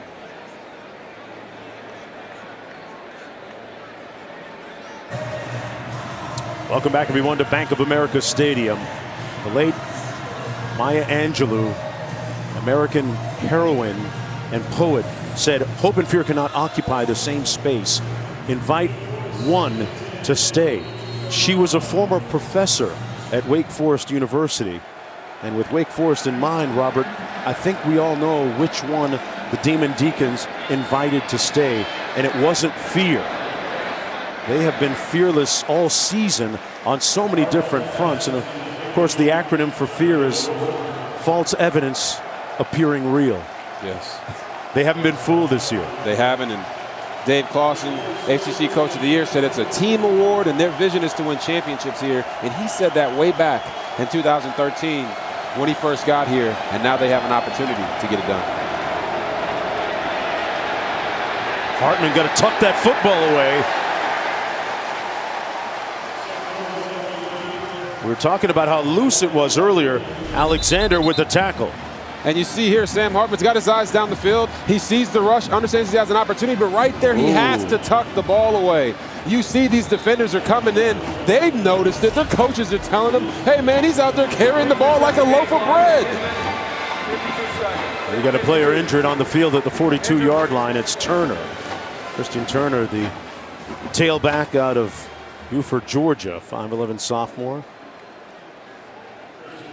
The pace of this game, Robert, for both these teams has slowed down noticeably. It has. Since the first quarter. In a game where defensive coordinator Randy Bates, he said, you know, we're expecting 80 to 90 plays, but you talk about how it started and how it's going. Picked 5th in the Atlantic. Now they're in their first championship game since 2006. Man, I was in high school in 2006. Yeah, I don't know where you were at in 2006, but listen.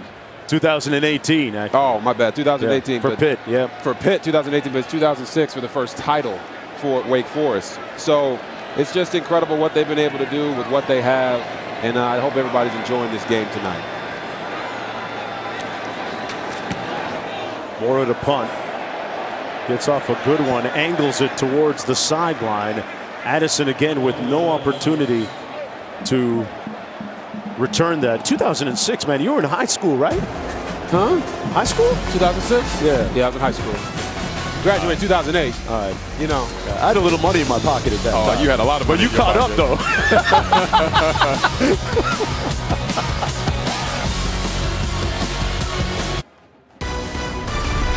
The Subway ACC Championship game on ABC is brought to you by Cinnamon Toast Crunch, blasted with Cinnadust.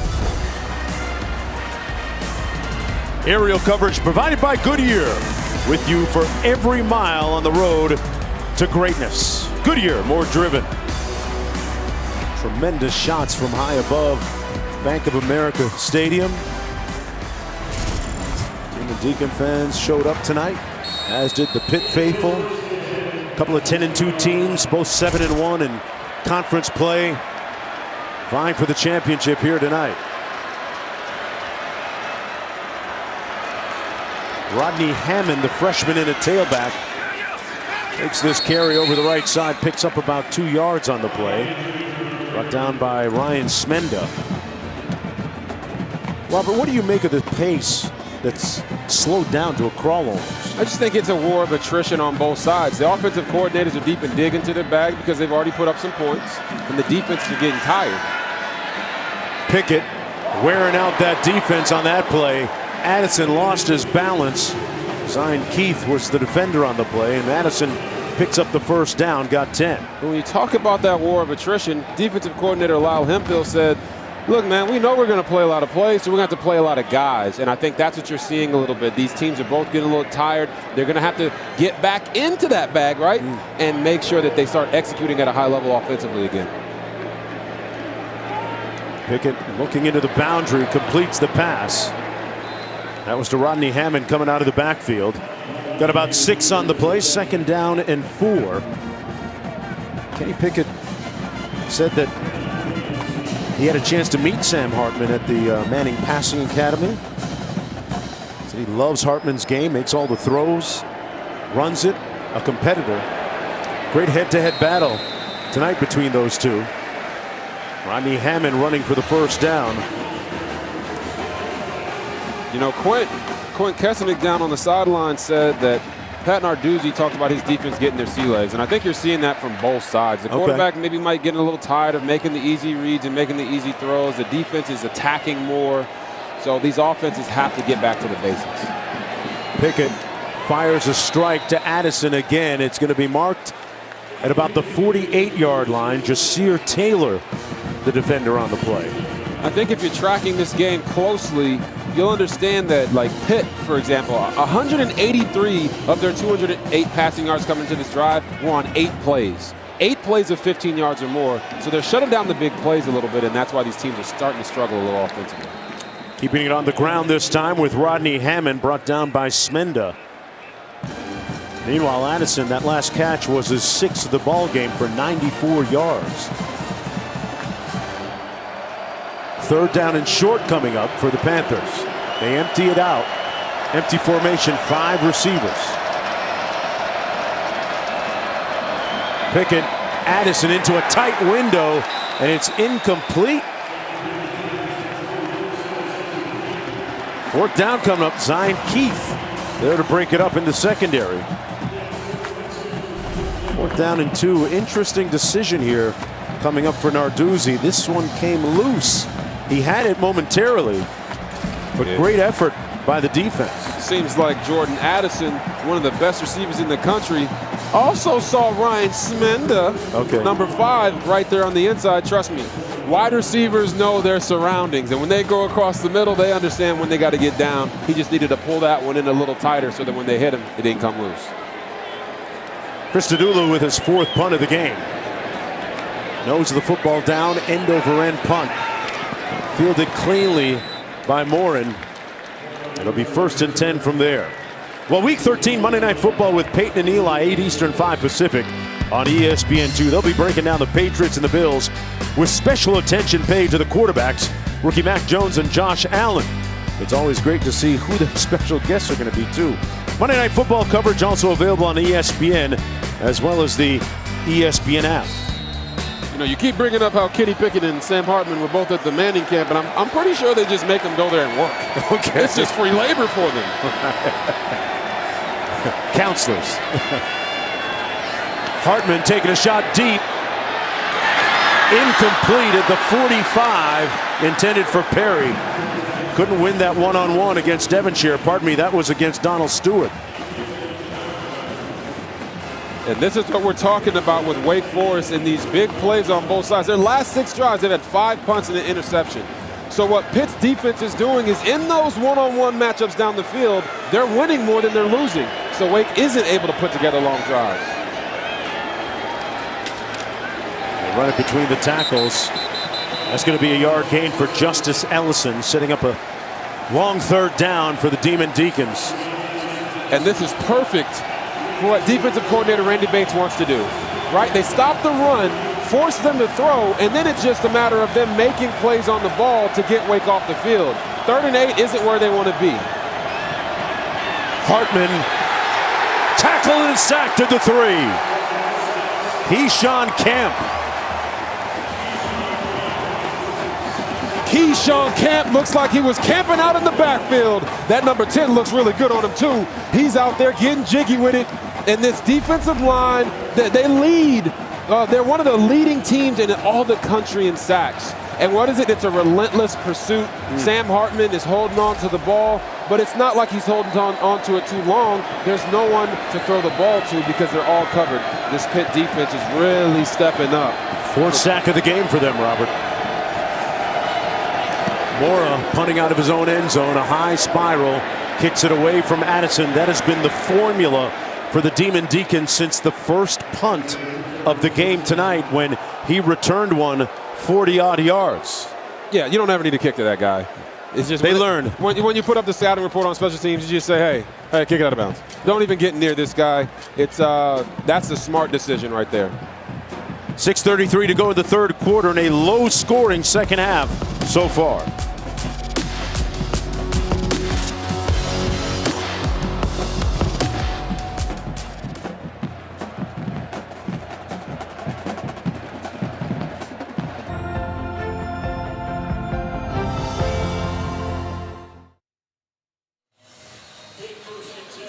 Back here at Bank of America Stadium, 1st down and 10 for Pitt at the 45-yard line. 6:33 to go in the 3rd. Offense is trying to regain their footing here. Respective defenses with the upper hand. Addison went in motion. Pickett going to take a shot deep. Addison got him there. Incomplete. Broken up at the 10 by Taylor. No flag on the play.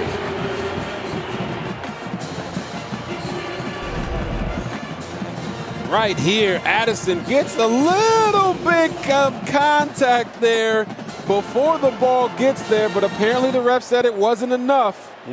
Mr. Taylor there might have gotten away with one. They were in a nice double post concept across the field, and Kenny Pickett delivered a bomb. Going to hand it off this time. Vincent Davis wrapped up right around the line of scrimmage. Smenda, the first one to get there. Quint? Coming to Pitt saved my life. That's the words of Randy Bates, defensive coordinator, 61-year-old, a cancer survivor. Why did coming to Pitt save his life? Well, they made him get a physical, and they found cancer in his tonsil. He had surgery. He lost 30 pounds. He had radiation treatment. This was back in 2019. He's healthy now. He's been back in the booth. He hasn't missed a step. And this family of Pitt football along the way has gotten Coach Bates through a very difficult situation. And he is now cancer-free. Holding, defense, number 6. Penalty decline. Result of the play. First down. It's V Week at ESPN, and our partnership with the V Foundation highlights the urgent need for cancer research and the elimination of racial disparities in cancer outcomes. You can learn more and help support by visiting v.org/donate. 100% of your donation goes directly to cancer research. v.org/donate. Pickett completes one to Jared Wayne at the 35-yard line. I had the honor of working with Jim Valvano for several years in college basketball at ESPN, and we continue to pray for a complete recovery for our colleague Dick Vitale, who seemed to be and is doing well. Heard him on a broadcast the other day, knocking out the park as usual. Vincent Davis on the run and a late flag throw.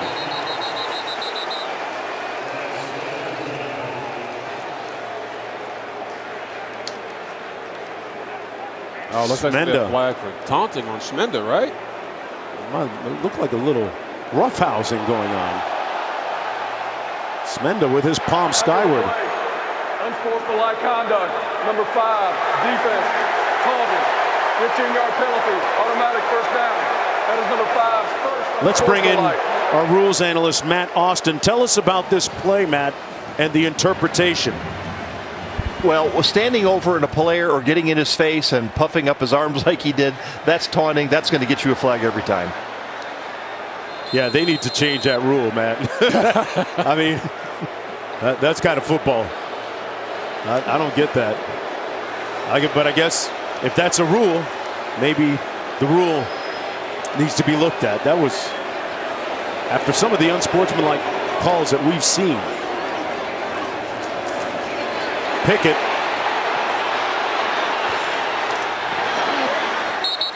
incomplete, intended for Kroll.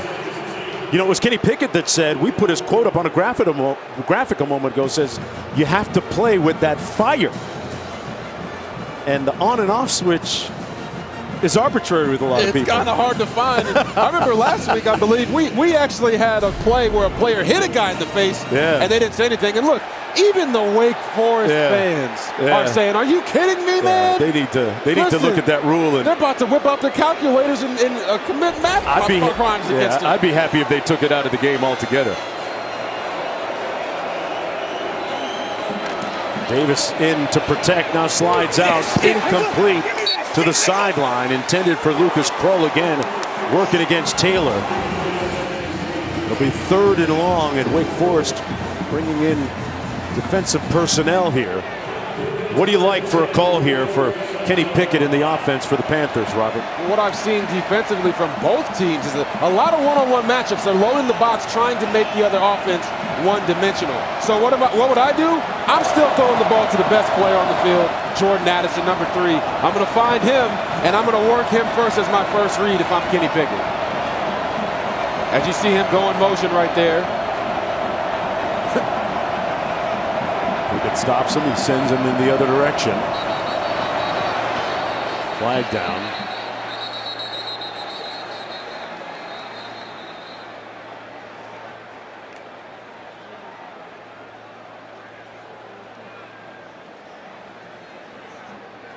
Full start. Offense. All 11 players were not set for 1 second. 5-yard penalty. Still third down. So they're going to move it back a little bit against Coach Narduzzi's squad. They said all 11 guys weren't set for a second, but Jordan Addison going in motion there. Pitt knew where Wake Forest knew where he was. They had him doubled. They had a double team on him, which is smart on their part. But now let's see. This is Jordan Addison right here in the slot. Looks like he might have a one-on-one matchup. Pickett looks the other way, goes through his progression, swarmed and swallowed at the 40. That Demon Deacon defense. Chase Jones and Jasheem Davis there. And it looks like Wake Forest and that much maligned defense just came up with a big stop, pushing it to 4th and 29. And it's really just a twist game up the middle by the linebackers, Luke Masterson and Chase Jones, saying, hey, Kenny Pickett, you got to get off your spot, buddy. If you don't, we're going to take you down. And that took them out of field goal range for what little hope they did have of kicking one. All the way back to the 37. Kirk Christodoulou will get a punt. Nose of the football down. And this will land inside the 15-yard line, so he does a nice job of making Wake Forest start a little deeper than they would have liked. 25-yard punt. 1st and 10. Sunday at noon, the final college football playoff rankings coming up. Huge day, huge night in college football when you look at Baylor with the last-second win, touchdown-saving tackle to defeat Oklahoma State in the Big 12 championship. Iowa and Michigan playing right now in the Big 10. Cincinnati winning the American Conference. And Alabama, of course, stunning Georgia. Cooley on the run. And brought down just shy of the 20-yard line by Cam Bright. Clock running with 3.5 minutes to go in the third. Here's a look at it. Yeah, you got Georgia there, right? Upset by Alabama. I don't know how much of an upset it was, but needless to say, Georgia's undefeated and they got beat, and that kind of throws a wrench into the CFP rankings. Out of the backfield, this is Quentin Cooley. Picks up the first down. So tell me your Final Four right now. Well, if things trend as they're heading right now in this second. Yeah, if things trend the way they're heading, you have Georgia in there. Alabama just beat them, so Alabama probably goes to 1. Michigan gets in, and Cincinnati makes it. Right? I love my Baylor Bears, and they beat Oklahoma State. Yes. But Alabama beating Georgia is the thing that's going to keep them out of it. I don't think that they're going to allow a 2-loss Big 12 team to jump Cincinnati. They're a conference champion, but in this situation, listen, I'm probably the biggest Baylor Bear fan out there. I've seen you run in the Baylor line. I know. And that's just the reality of it. Cincinnati has been undefeated. They have earned their spot in the CFP, in my opinion. I don't have a vote, but that's how I would put it. Luke Fickell's done a great job with that squad all year. Actually, going back to last season, they lost in their bowl game a season ago on a last-second field goal against the Georgia Bulldogs.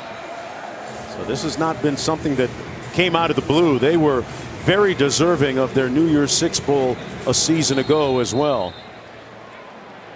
3:05 to go here in the third quarter. And this Wake Forest offense, right? First 12 minutes of the game, they had 21 points. They've had 0 since. I don't understand it, but they got to figure it out. Hartman. Oh, he got rocked. Full smoke from Cansey, who's back in the ball game, and announced it right there to Hartman.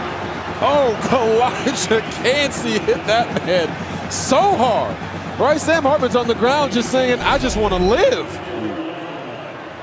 Here it is, right here, long mesh. Steps up in the pocket, tries to make something happen. Ooh, Lord have mercy. He got hit. They used him to get up off the ground. Lord, check on that man. On 2nd and 10, Hartman on the out pattern, batted away nicely by Marquez Williams, the DB, defending Taylor Morin, who has at times eviscerated that secondary, but not on that occasion. 3rd and 10 coming up for the Demon Deacons again. Yeah, the first quarter of this game, there's a lot of points. Hartman down the middle of the field.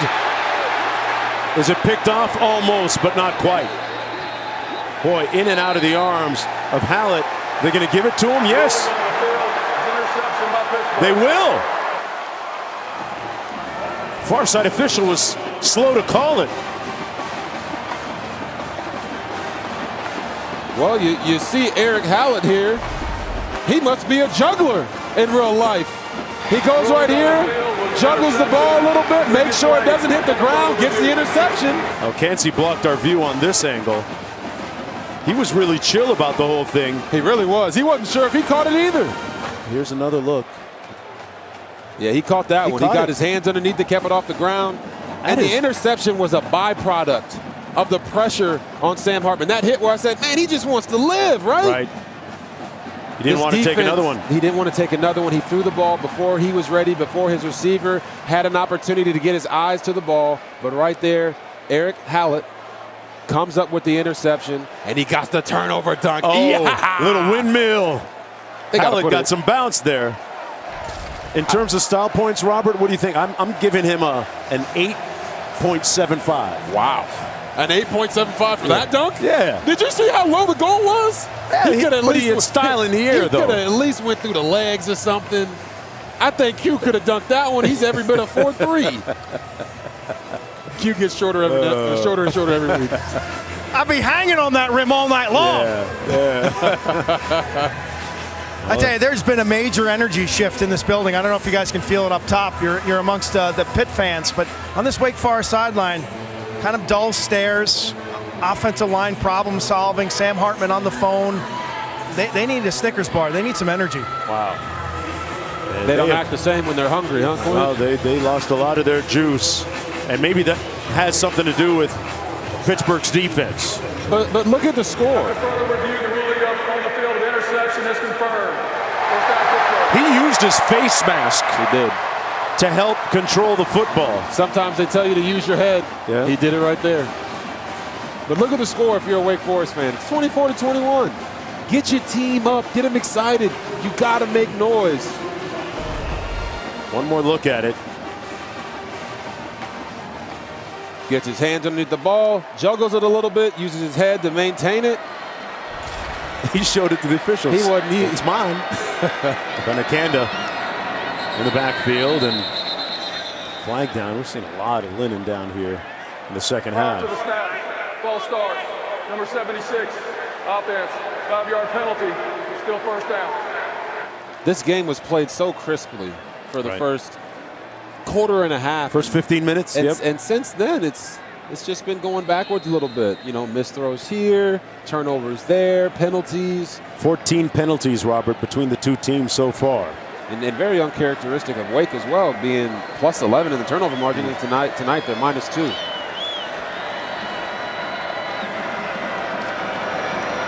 Pickett hands it off to a Benacanda. Got those shoulders north-south, squared them up, and picks up a nice first down for the Panthers. Oh my, did you see the assistant on the sideline just lay the boom on a Benacanda? I mean, he stood up looking at him. He's like, yeah, I told him, get your weight up, son. Get in the weight room. Boy, that's a lot of beef. Hey, he's wearing one of those medium shirts, though. You see him right here. He's going out of bounds. He thinks he's in a safe zone. Bathroyd pushes him right into him. He said, oh, he even threw a shimmy to him. He said, oh, my bad, coach. I ain't mean to. Yeah, that's right. You better watch out. Benacanda said, yeah, you don't want to smoke. You don't want to smoke with that. Look, those barrel-chested guys, you got to stay away from them. But he is wearing a medium, man. That's in between a medium and, well, he did that's between arm. Medium and large, He man. had leg day today. That's just it was a chest day. That's what he normally looks like. It's his leg day. You got Drizzy behind him and everything. Second down and 2.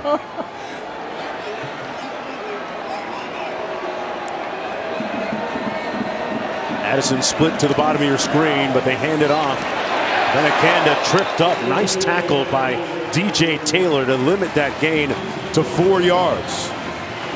You know, Mark Whipple talked to us this week and said that he thought Wake Forest defense struggled in space. Okay. But right now, they are tackling really well in open space, and that's why these plays aren't going out.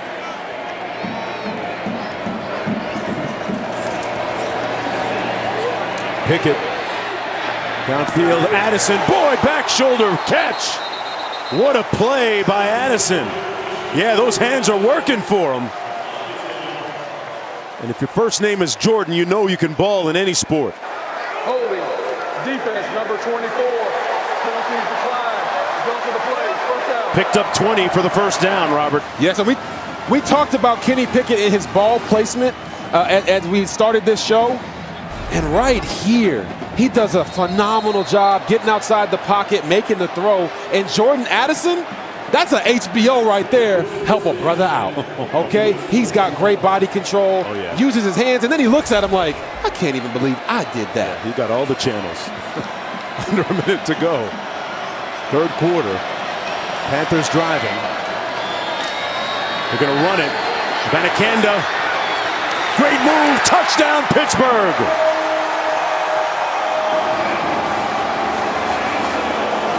He shook Gavin Holmes to get into the end zone.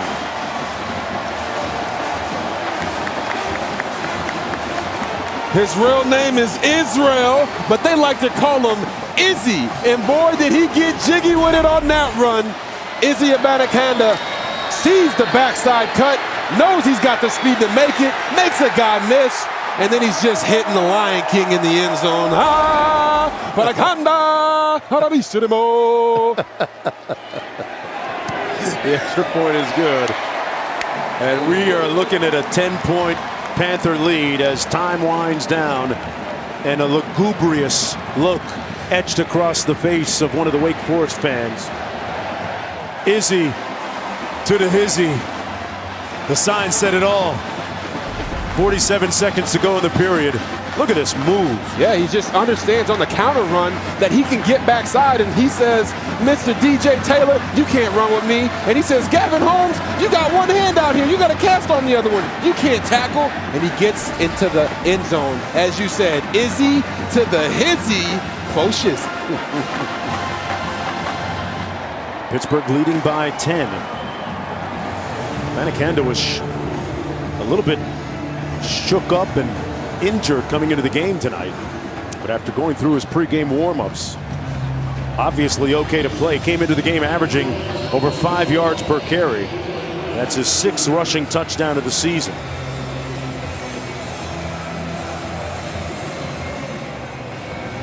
Oh, he got the camera for him on the sideline, too. Coach Arduzzi's guys having fun down there, Robert Griffin III. That's the only way to play the game. He got his own hype man, too. Yeah, and then this is the play that set it all up, right? There was a holding call on the defense, but Jordan Addison just making an beautiful back shoulder catch. And then as you continue to watch, he's just sitting there saying, man, I can't even believe I did that. He was looking at his namesake, Jordan, right, when he was hitting all them threes, saying, I don't know, man. That was it. Just some of us got it and some of us don't. That was it. 1st and 10, Hartman trying to snatch back some of that momentum. Beal Smith on the carry. Nowhere to go. Picks up 2 on the play. Keyshawn Camp out of Lakeland, Florida says no, not here. It'll be 2nd down and 8. 32 seconds to go. Dave Clawson's offense stuck in neutral for the last couple of quarters. Hartman searching for that button. Downfield. And it's caught right on the sidelines by Taylor Morin. Man, what a grab. And that's just what the doctor ordered. Taylor Morin coming up with a big play down the field. It's what Wake Forest needed to get their spark back. Came back to the football here, Robert, and got those feet in bounds and moved the chains. And we have a Pittsburgh player shaken up, Keyshawn Camp, who made that play just a couple of moments ago defensively. Coming this week on Sunday NFL Countdown, before the Ravens and Steelers renew their rivalry, Lamar Jackson goes one-on-one with Steve Young. Plus, Randy Moss sits down with Mike Evans and Chris Godwin. Kick off your Sunday with Countdown at a special start time, 9 a.m. Eastern on ESPN, before the college football playoff is revealed. You know I'm going to be texting or calling you when those 4 come out. Hey, if you don't have it right, I'm going to have to give you some work. You have to give me some work? I'm going to be right there with him. Look, I'm really excited about this. College football season's been phenomenal, right? Coming back, the fans are back. Unbelievable atmosphere here in Charlotte. Pageantry is back. Everything that you just love about the sport is on full display. And you talk about that play right there with Taylor Moore coming back to the ball. That's why Sam Hartman has given his receivers so many chances down the field, because he trusts them. And that's how you get a quarterback to continue to have confidence in you when he makes a throw, and you protect him by coming back to the ball. 14 seconds to go in the third quarter. From the 44, it's 1st and 10 for Sam Hartman.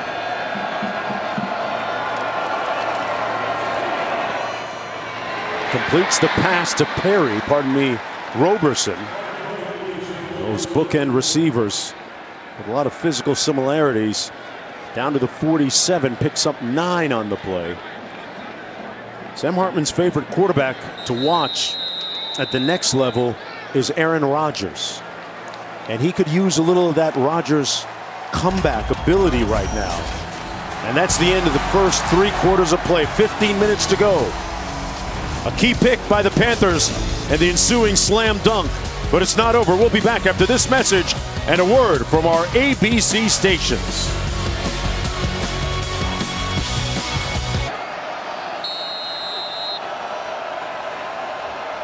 Back for the start of the fourth quarter.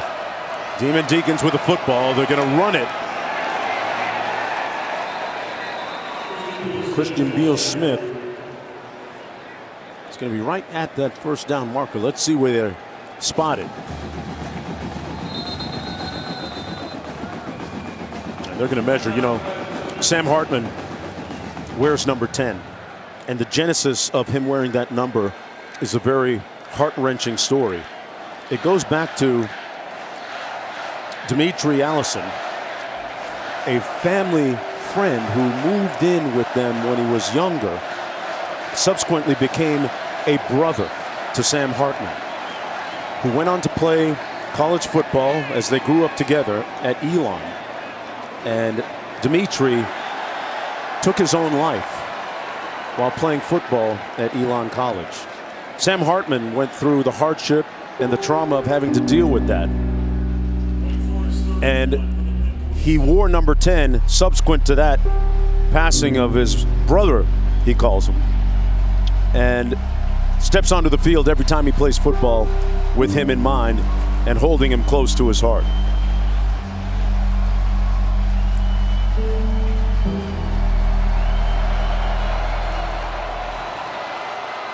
Moore in on the sneak. It's going to be close.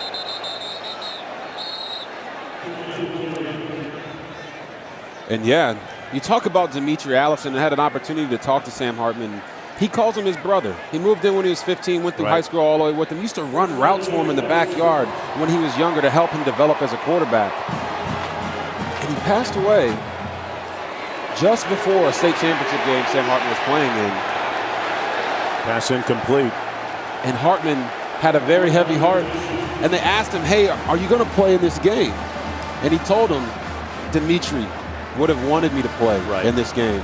And when he ran out on the field, he had a different number. His mom said, we didn't recognize him because we saw Dimitri Allison's number, and it was 10, and it was Sam in that number. So he carries his brother with him everywhere that he goes. And hopefully we'll get to share that piece where I got to talk with him with you guys later. 2nd and 10. Hartman trying to get this offense moving. Sack back at the 50. Baldonado. Quinn has more.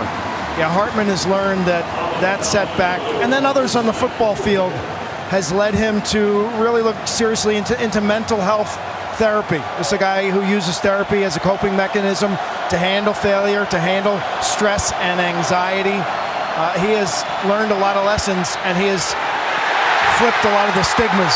Picks off here, Q. Coming back the other way, A.J. Woods got a convoy on the interception, still on its feet. Cuts back one more time, picks up a block. Stopped at the 2-yard line. Everything but the pick six.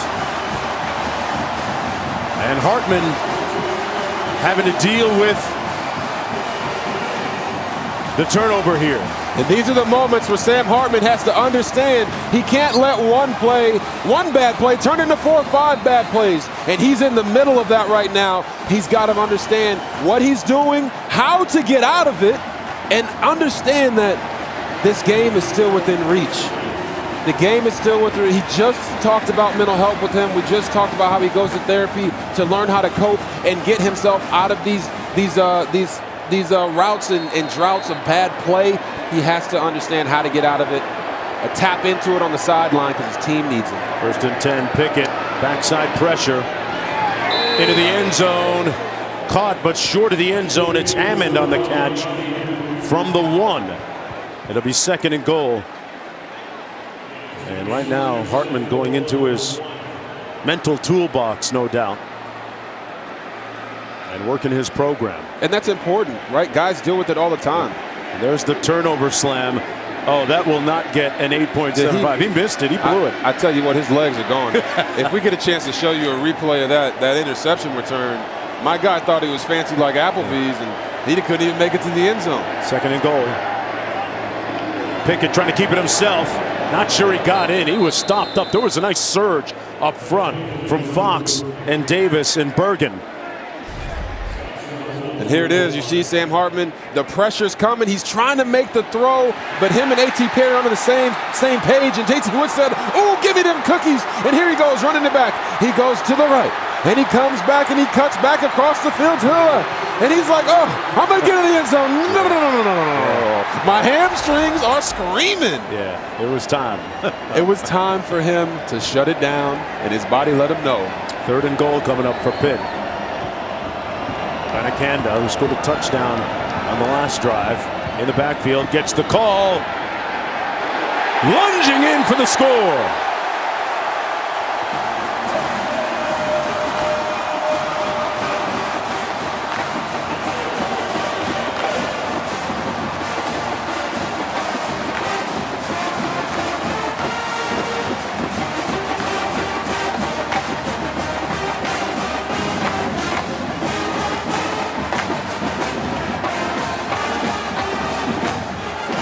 Pittsburgh able to convert off that turnover. And that's his 2nd rushing touchdown tonight for Abanikanda. Pittsburgh with a little bit more room. And now you see Sam Hartman and the Wake Forest Demon Deacons trying to figure out what they got to do. They have to throw the ball down the field, make plays, because that's all they got left today.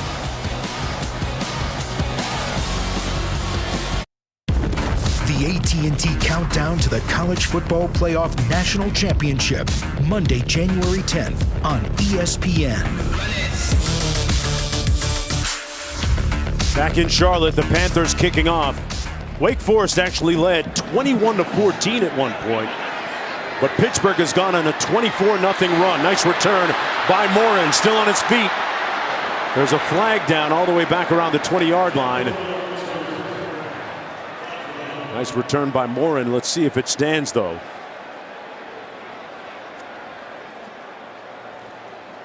More times than not, on these returns, it's usually a holding against the return team. During the return, holding, number 0, return team, 10-yard penalty from the foul. Automatic, first down, Wake Forest. Yeah, and you'll see the holding's going to occur right there. He's falling down, and he kind of pulls him with him. Kind of. Yeah, kind of, you know, just a little bit. Yeah, when you talk about Wake Forest now, what do they have to do to be successful? Offensive coordinator Warren Ruggiero said we have to start fast early in the game. Don't get behind by 2 or 3 scores. Well, that's already gone. It has to be a passing game now. They don't have enough time on the clock to just run. They're going to have to lean on A.T. Perry and Roberson to make plays down the field. Got to win those one-on-ones. That's what he said. And another pick by Hartman. He's going to crib it. Hallett, Houston, touchdown Pittsburgh.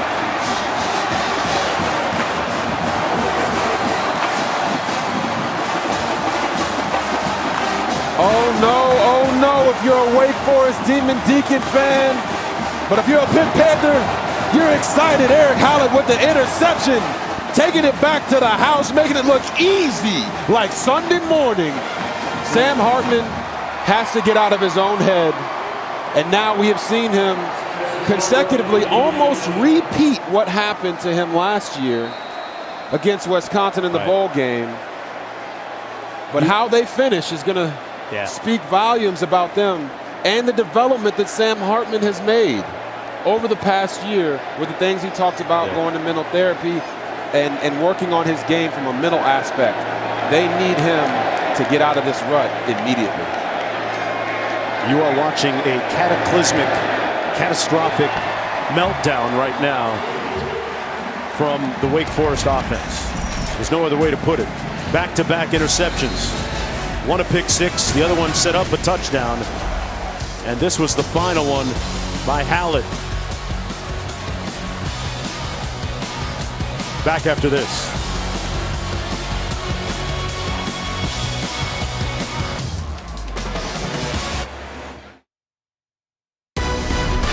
The Subway ACC Championship game on ABC is brought to you by Subway. The Eat Fresh, Refresh at Subway. And in part by Ford, built for America.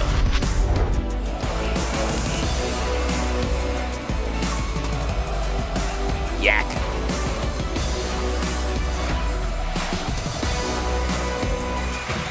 Hallett with the slam. He yammed it in there, boy. He yammed it. That's an understatement. That Karl Malone thing, put the hand behind the head.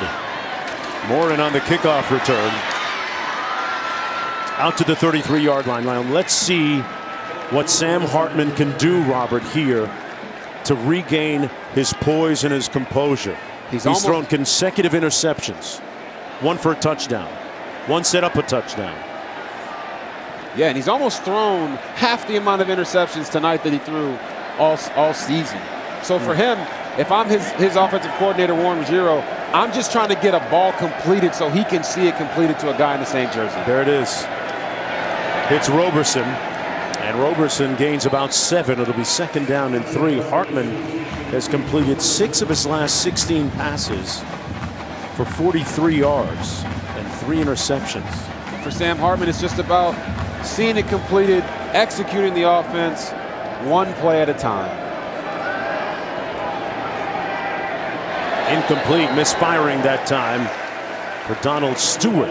It'll be 3rd down and 3 coming up. And Jonesy, as you know, covering basketball like you do, Mr. Basketball Devonair. Okay. When you're playing the game and you're missing your threes, you're missing your pull-up game, sometimes you just need to drive to the basket and get to the free throw line so you can see the ball go in. Knock a couple of them down so it gets you back in the rhythm, and I feel like that's where Sam Hartman is right now. Warren Ruggiero has to understand that. Hartman surveys, goes through his progression, fires high, incomplete. His receiver over there fell. That was A.T. Perry, incomplete. By the way, you got the wrong guy. I'm still shooting my threes. Oh, you still shooting your threes? Oh, you just yakking them up there? Hey, you 0 for 4. You like, listen, I'm just going to keep shooting. Just like Steve Forbes, the basketball coach at Wake Forest University, and Brooks Savage, his assistant. Aggressive on offense, just like Wake Forest is right now. 4th and 3, they have no other option. They're down 24. They got to go for it. Look for them to try to get the ball to A.T. Perry. Got rid of it quickly, in and out of the hands of his receiver. Incomplete for Williams. And Pitt will take over on downs. Now, this is a situation where Sam Hartman makes the right read. He makes the right throw. And his guy, Keyshawn Williams, didn't help a brother out and pull it in to keep the drive rolling.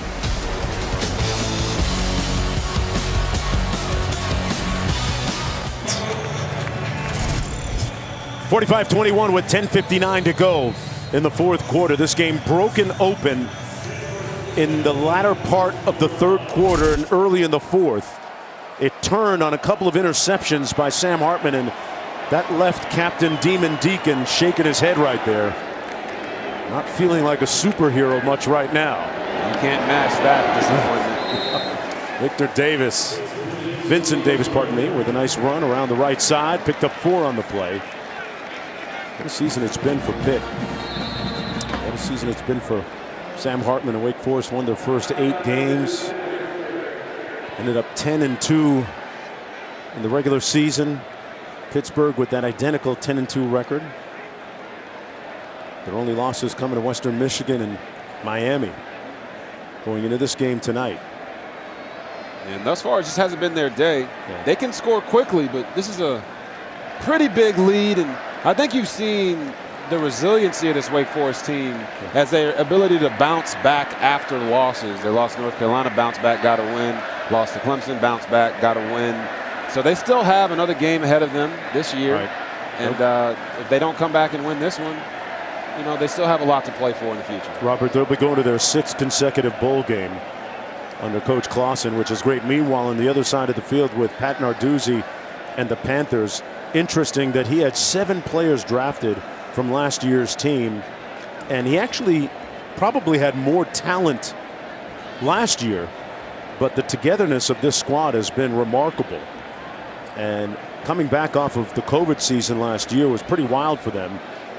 23 seniors this year on this Panthers squad. They have a great culture that they've built. And Coach Narduzzi likes to talk about their program's pillars: relationships, winning, graduating, and giving back in their community. Check, check, check, and check. And their mantra this year, as you mentioned earlier, is "we, not me." And sometimes they walk around and they say we, but they're not speaking French. Right. They're just letting each other know that they care about each other. They're going to go out there and play for each other. And just, you got to be happy if you're a Pitt Panther fan for Pat Narduzzi and how he's built up this program. Dan Marino spoke with the team earlier before the game. You got a Hall of Fame hype man literally in-house. That's a pretty good resource. On 2nd and 6, Vincent Davis gets about 3. Quint? Earlier this fall, Trey Tipton of Pitt received the Disney Spirit Award. Pat Narduzzi coming into the team facility and announcing that the wide receiver, 25-year-old wide receiver, the winner of this prestigious national award.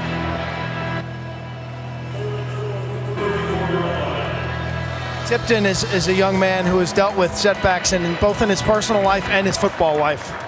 The loss of family members, and then a near career-ending injury at Pitt led him down a dark path towards depression, towards self-hurt. He has bounced back in a big way, and he has started a group at Pitt called LOVE, and that stands for Living Out Victoriously Every Day, LOVE. It's a group of Pitt athletes who come together and open up, and they talk about mental health. That's been a strong theme tonight. And Trey Tipton has gone a long way. He's taken a bad situation and made it into a tremendously positive one, counseling over 100 athletes at Pitt and opening up and making mental health really a part of the standard procedure in terms of peak performance and peak happiness in life. Great job, Q. And it really shows and illustrates how college football can be such a wonderful resource unto itself in so many different ways and beyond in its community, like they've done at these 2 schools on the field here today. And great job by Trey Tipton. You talk about Trey Tipton, he's been at the school since 2015. Reset the game clock to 8 minutes, 44 seconds. He gonna get the pension, right? Oh, he has to, right? And he talked about his struggles when he had an injury, and he's had injuries over the course of time, that he got to a dark place so much that he attempted suicide 4 times, came back, got hurt again, collapsed his lung, came back, tore his ACL, came back. And this dude is a testament to resiliency, and he has a really close relationship with Pat Narduzzi, and his story is one that should be told and sung to the masses.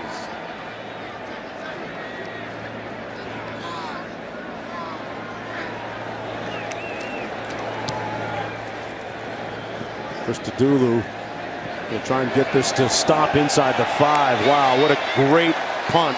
Trey Tipton there, making sure that it doesn't go into the end zone. On cue. And a handshake from a teammate. Deuces. Sometimes I say, remember the name because that man's got game. But this time you got to remember Trey Tipton because he's an inspiration.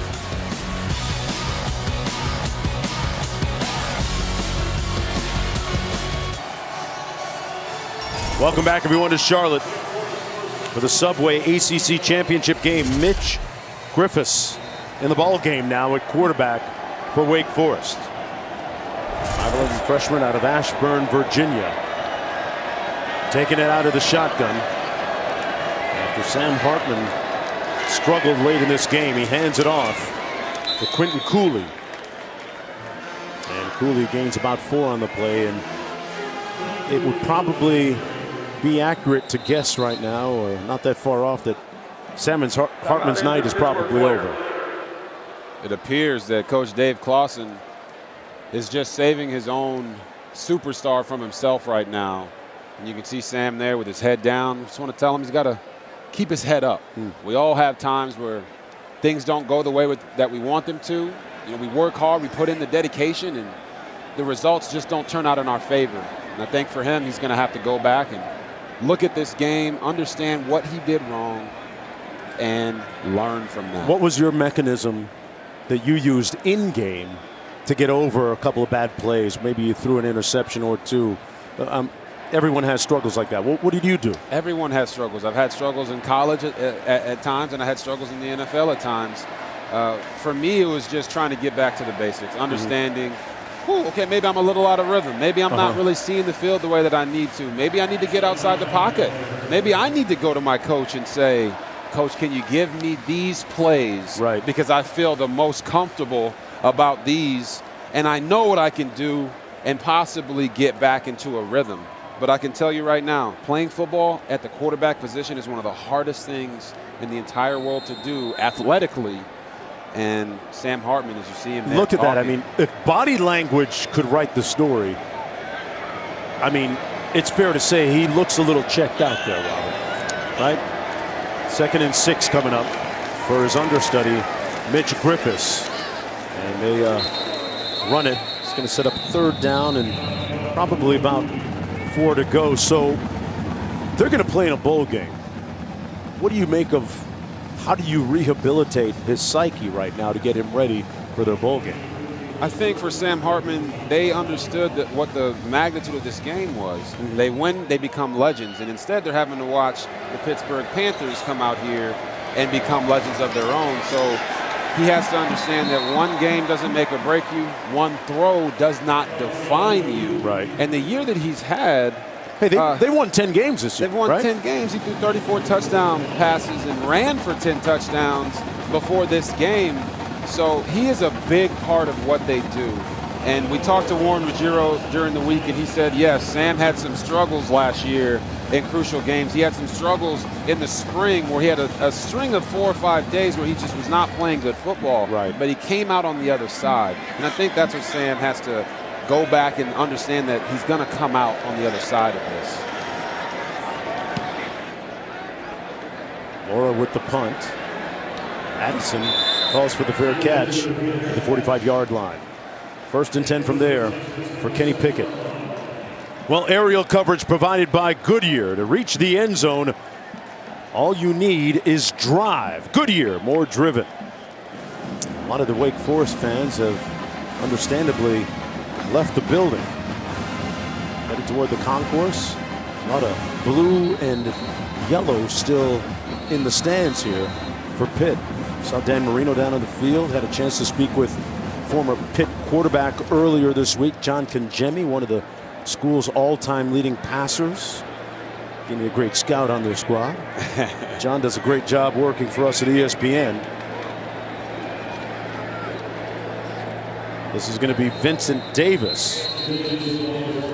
John Congemi and Dan Marino. I'm going to name drop here. My neighbor's down in Miami. Yeah, you are name dropping. There's my flex for the night, Robert. 6:10 to go. You know, you mentioned those Wake Forest fans that have left the building, and they were really looking forward to rolling the quad today, right? They do that after all the big wins. Right. It was something that we got to experience when they played against Florida State earlier in the year. But right now, it looks like the Pitt Panthers are going to be the ones turning on the lights at the Cathedral of Learning, which they light up after their big wins. And in 5 minutes, I can only imagine how excited and happy they're going to be. They're the smallest Power 5 D1 football squad by enrollment in the country, accomplishing huge things Wake Forest did this year. That was Hammond on the run. Hey, I talked about the fact that Steve Forbes has a great basketball team this year at Wake Forest, doing some big things, off to a great start at 8-1. Talented assistant coach Brooks Savage on his staff as well. One of the young stars in the business on the sidelines. 3rd down and 12 coming up. You know, Chris Paul kind of told you that Wake was a football school. Yeah, he did. How's he going to say that when you got a Hall of Famer, Tim Duncan, right? You got Muggsy Bogues coming out of there, and Chris Paul will be a Hall of Famer when it's all said and done. So how can he think that Wake Forest is a football school? Well, he was wink, wink. But, you know, you'll see Chris Paul on Christmas Day right here on ABC against the Golden State Warriors. Part of a great 5-game lineup. Who's calling that game? On ABC. Yours truly and Doris Burke on the call as Kenny Pickett will take a bow. Just feel that adoration and love wash over him. Listen to it.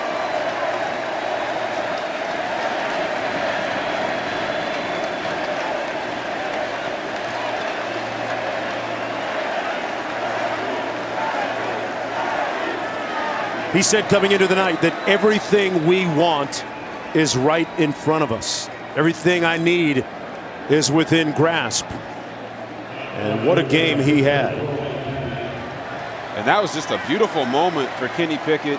Didn't have to come back, but he did. And the entire fan base here for the Pitt Panthers sounded like the Panther Pit from way back. Right.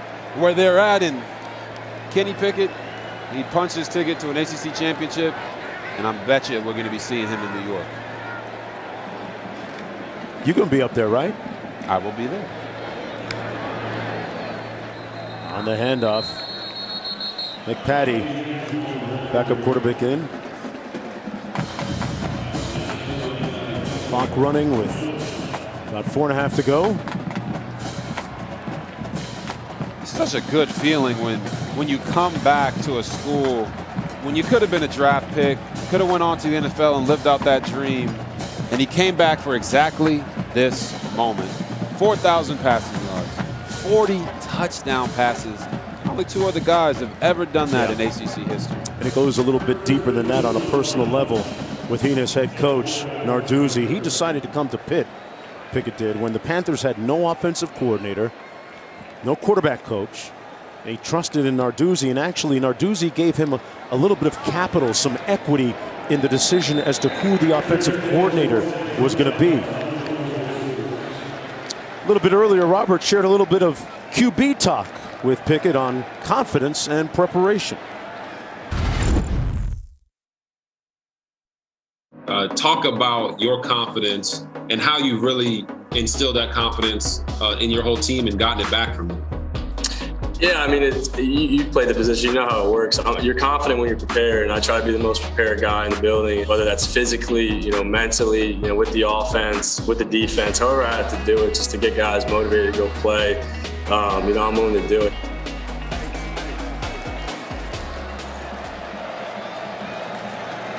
Had a great time visiting with him on our call.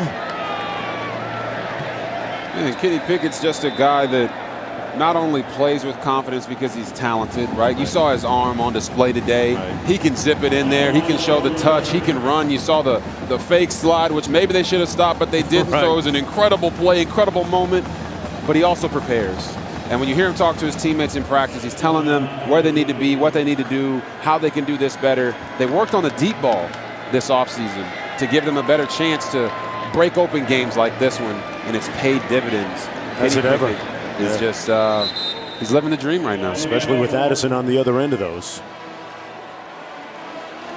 Pat Narduzzi remembers 2018. He remembers the press conference after losing that game to the Clemson Tigers, where they were dragged. They were disemboweled, taken apart. He remembers having to field those questions after being obliterated by the Clemson Tigers, but he used that as motivation for this night to get back here. And they're able to now, within 240 of registering the school's first ever ACC championship. They won a couple in the Big East, but haven't done it yet in this conference. And Pat Narduzzi also talked about how this is it was time, right? Yeah. It was time for them to win one of these bad boys.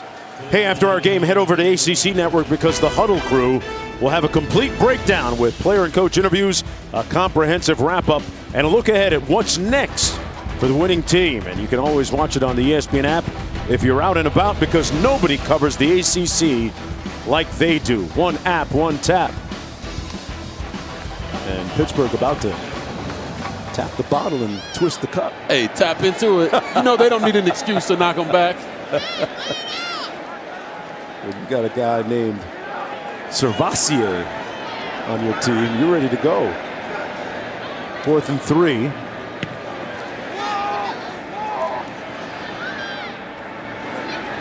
Fair catch called at the 42-yard line. 1st and 10 from there.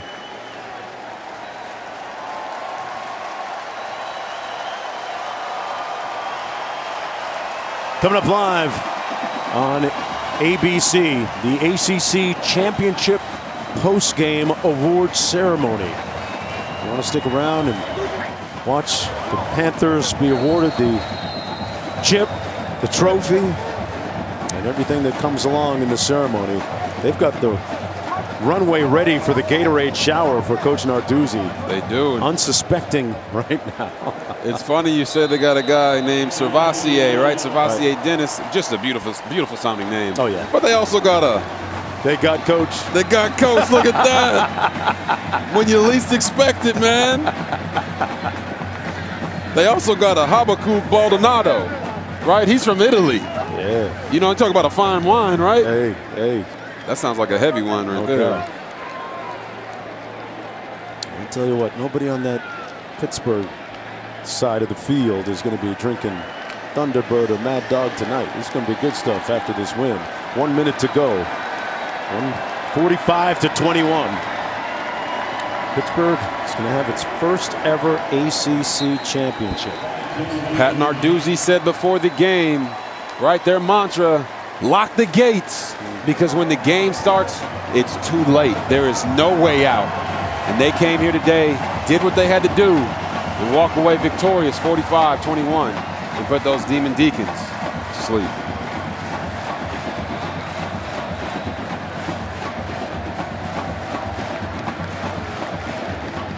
Time winding down on Sam Hartman's regular season. There'll be a bowl game.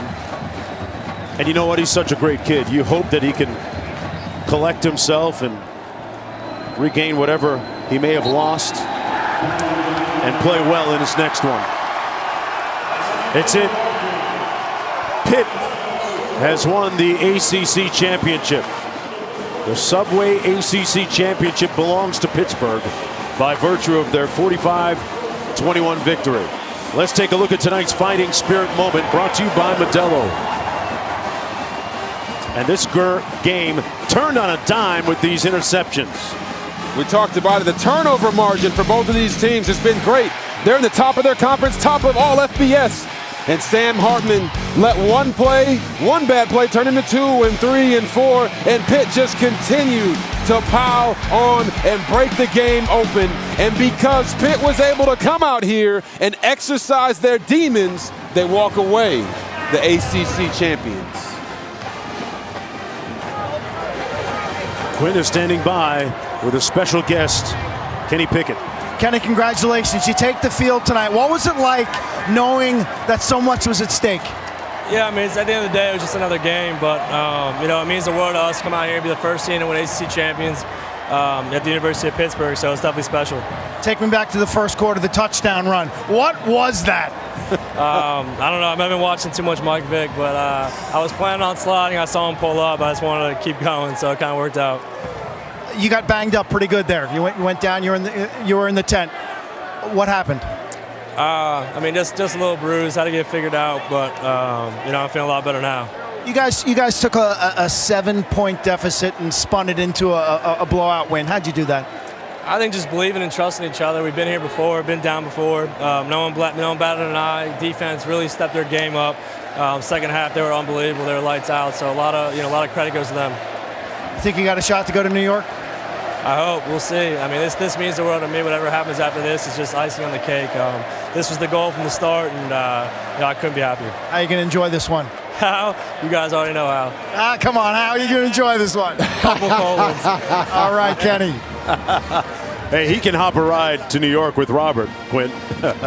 he can knock back as many cold ones as he wants. Just make sure you get a designated driver, Kenny Pickett. Yeah. 45-21 the final score. And some congratulatory moments on the field and in the stands for the Pittsburgh fans that made the trip. On the hill right now, they're making a little bit of noise up in Pittsburgh. Cardiac Hill. They climb it every game. No doubt. And what a game this was. When we look back, Robert, to the first quarter, that offensive explosion, both teams just detonating offensively, and we thought we were going to have a 70-point game here from each team, but man, it turned quickly, and then the Pittsburgh turnovers really gave them the game. It was, and Coach Narduzzi talked about how he challenged his defense at the beginning of November to come out and play better, and we'll get back to that. But Kenny Pickett, it started with this play, just making the uncanny fake slide to the end zone, letting everybody know that he can not only throw it, but he can run it, and then just getting the ball to his playmakers. They schemed up this Wake Forest defense extremely well. He threw the ball with precision. He threw the ball with power. He distributed it. He did what you're supposed to do as a quarterback. And boy, is Pitt lucky to have him. And now it's just a matter of which bowl game they're going to end up on. We'll find out on the College Football Playoff Rankings show, and they'll be announcing the New Year's 6 bowls and the teams involved in those bowls tomorrow on ESPN. Let's go back downstairs to Quint. Coach, congratulations. This is quite a moment for you. What were you dealing with when you took the field tonight? What kind of emotions? You had a pretty stone face, but I know you were churning. You know what? Our kids didn't flinch all day long. It was just great to come out of that locker in the beginning. We were here 4 years ago. We came here I think we're happy to be here. We came here to win the thing this year. Our kids were locked in. I've never seen them so locked in all week. We had some illnesses early in the week, and we had a bunch of guys out in practice. We didn't practice with all our guys, but our guys played a heck of a game. That was championship defense at the end there, that's for sure. You get the Gatorade. You get it dumped on you, Coach. That's a special night. It is special. I didn't know it was coming. You would think I would think about it, but we haven't had that for a while. But it was, it's a great moment for these kids, and I couldn't be happier for them. Thank you, Coach. Thanks, appreciate it. Go accept your trophy. Let's go downstairs to Kelsey. Going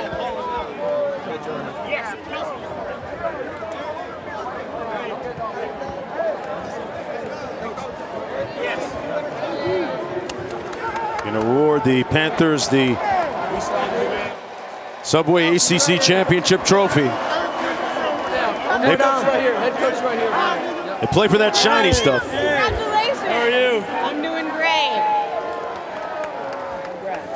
Pittsburgh fans, how we feeling?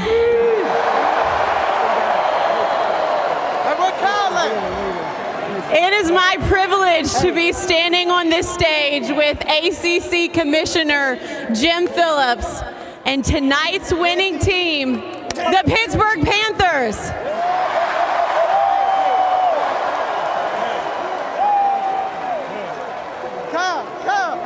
Commissioner, it is now time for you to present the ACC Football Championship Trophy to Pitt head coach Pat Narduzzi and your Pittsburgh Panthers.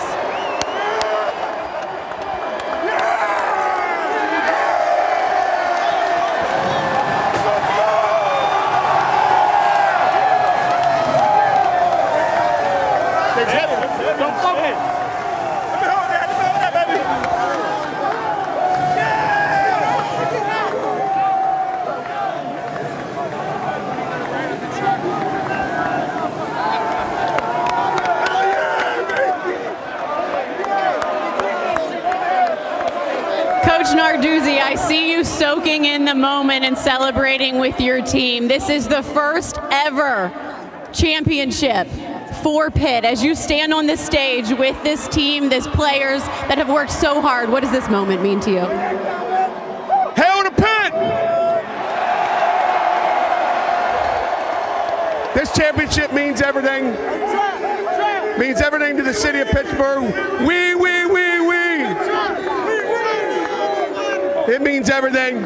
Our kids worked their tails off. I got to first thank the Chancellor, Chancellor Gallagher, Heather, like our AD, these fabulous 120 players here tonight. Let's give those players a little bit.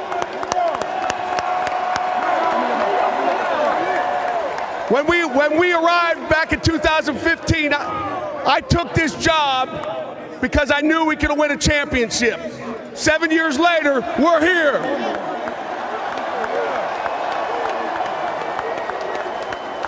Hey, Matt.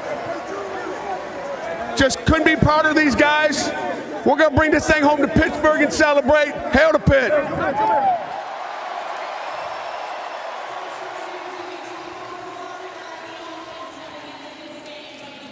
Coach Narduzzi's Panthers winning the final score 45-21 for Quint Kesnick, Robert Griffin, and our entire crew. I'm Mark Jones. So long from the Subway ACC Championship.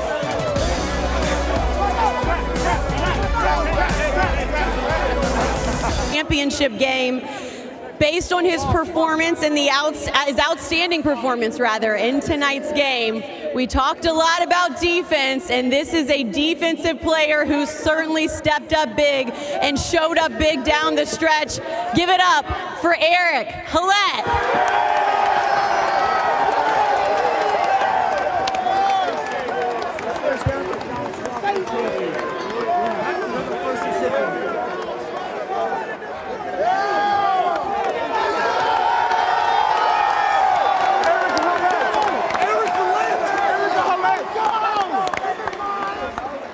Eric, congratulations. When you look out on this sea of blue and yellow and you stand on this stage bringing this first ever trophy home to Pitt, tell me what this moment means to you. It means everything. These are the boys that I went to bat with. Spall, Fearing, Summer. I just love them. It's an unbelievable feeling. An outstanding performance from you all over the place. And can you take us through that pick six maybe? It was a perfect call by our D coordinator, Randy Bates, so shout out to him. And the blitz got there, and he was feeling hot, and he threw it hot, and I had to make a play. Eric, to be able to have this moment with the guys that you're surrounded by right now, what is it about this Pittsburgh team and this group of guys that's so special? We're gritty. We don't take no for an answer, and it's we, not me, always.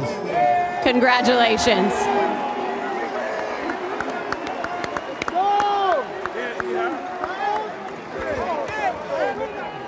Kenny, real quick before we go, I want to give you a chance. These fans have cheered you on time and time again. What would you like to say to this crowd? Just thank you to everybody that came out and supported. Pittsburgh's my second home. I love it so much, and it's the city of champions, and we're bringing one home, so thank you.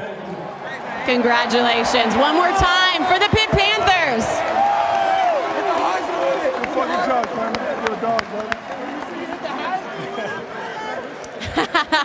All right, the Atlantic Coast Conference and the Charlotte Local Organizing Committee, thank you for attending tonight's game. Congratulations to the Pittsburgh Panthers, your 2021 Subway ACC football champs.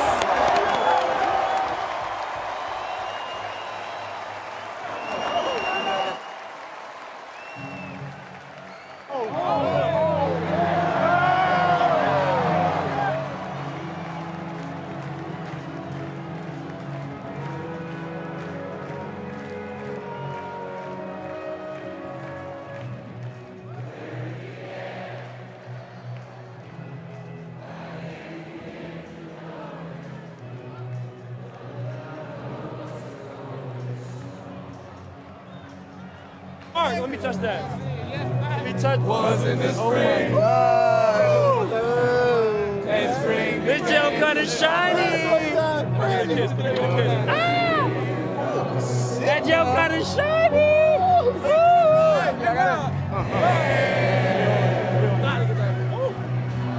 Touching hands. Let me hold that.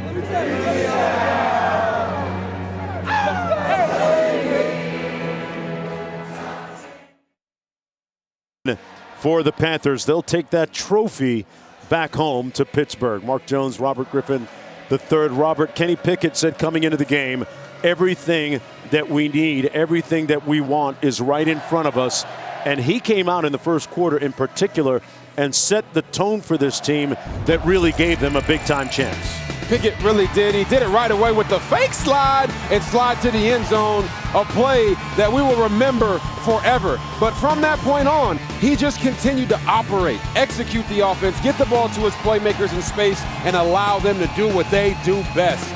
Kenny Pickett is a bona fide Heisman candidate, should be in New York, and today he showed that just not turning the ball over is enough to win the ACC championship when you have the guys that he has around him. He passed for 253 yards, but the story of the game in the second half was the defense, which really was a catalyst in being able to take control for Pittsburgh. They had a couple of huge picks in the second half. They did, and you know, Coach Narduzzi said that he went off on his defense in the early November to let them know, do you want to win a championship? Because the offense will get you there, but the defense will win it for you. And they came up big with the 4 interceptions, giving their offense a short field, and that's how they were able to break out the game so much, as you see Hallett right there with his second pick for a touchdown. They just came out here and told Wake Forest, those demons, they're not going to give us a problem tonight. Pittsburgh closes the game on a 31-0 run. That's a run. And they're the ACC champions, 2021.